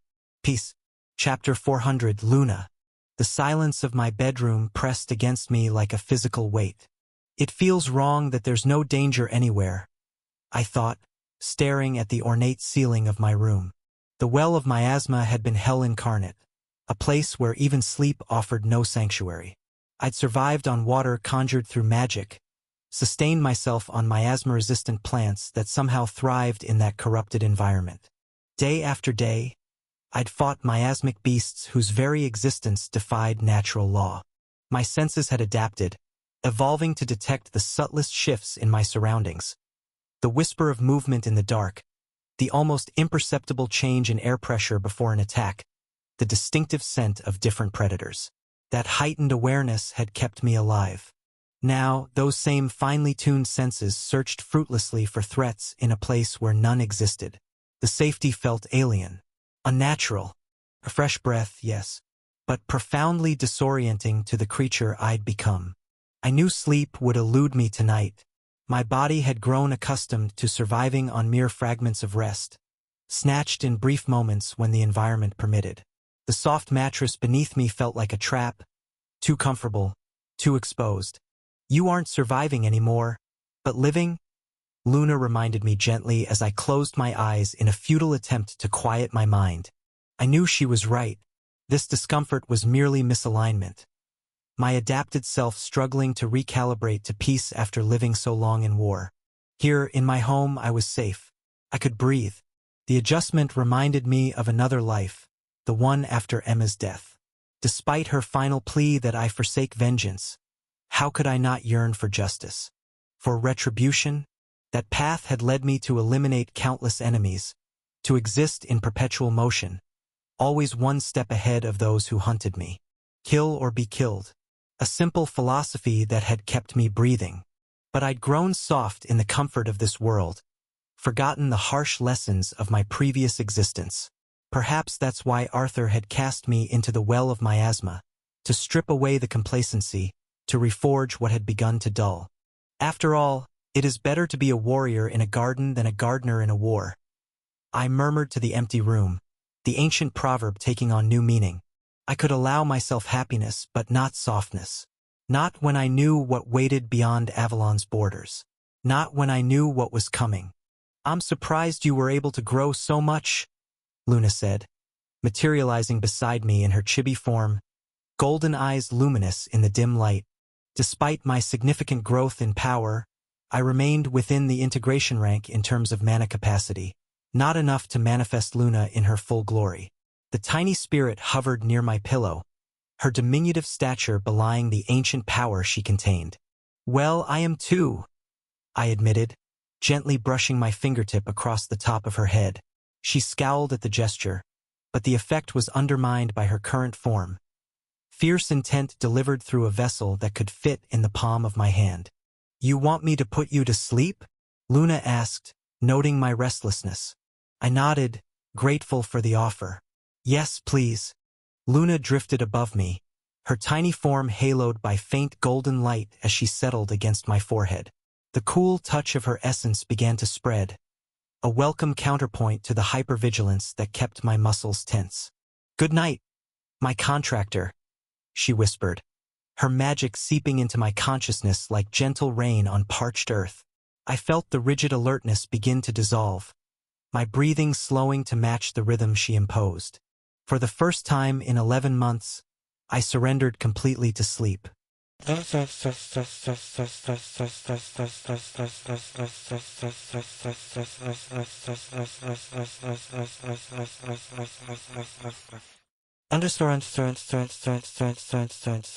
Luna gazed down at her sleeping contractor, her diminutive hand still resting against his forehead.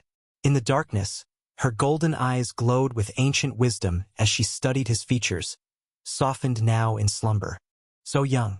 He had not yet reached his 18th year. Even by human standards, he remained barely more than a child, and in the eyes of a Chelan like herself, practically an infant against the vast expanse of her existence. From him, I once saw only potential, Luna whispered to the silent room. Now I see greatness realized. Her thoughts drifted to Julius Slatemark, whose fate had once burned with such radiance. The emperor of the world, that had been his destiny, to ascend and rule from atop civilization itself. As a Chelan, it had been her sacred duty to guide and support that greatness. But Julius's brilliance had dimmed after conquering merely the central continent. His ambition satisfied too easily, his greatness unfulfilled. And so Luna had waited. 1,000 years of solitude, watching, searching for another whose fate might burn with similar fire. Many had come to her in that millennium, many who might be called exceptional. Liam Kagu, the first hero, had possessed power even greater than Julius, but his fate had been bound to sacrifice from the moment of his birth. And sacrifice, Luna had witnessed enough of that to last eternity. The memory of such heroes turned to ash still haunted her. No, Liam had not been the one. Then Lucifer Windward had emerged, his destiny blazing so brilliantly it threatened to blind even her. If Julius had been the North Star in Earth's night sky, then Lucifer was the sun itself, overwhelming, undeniable, inevitable. Luna had prepared herself to serve this new emperor, waiting patiently for him to seek her out as prophecy dictated. But Lucifer never came. Instead, Arthur Nightingale had stood before her, an impossibility made flesh, the fateless one.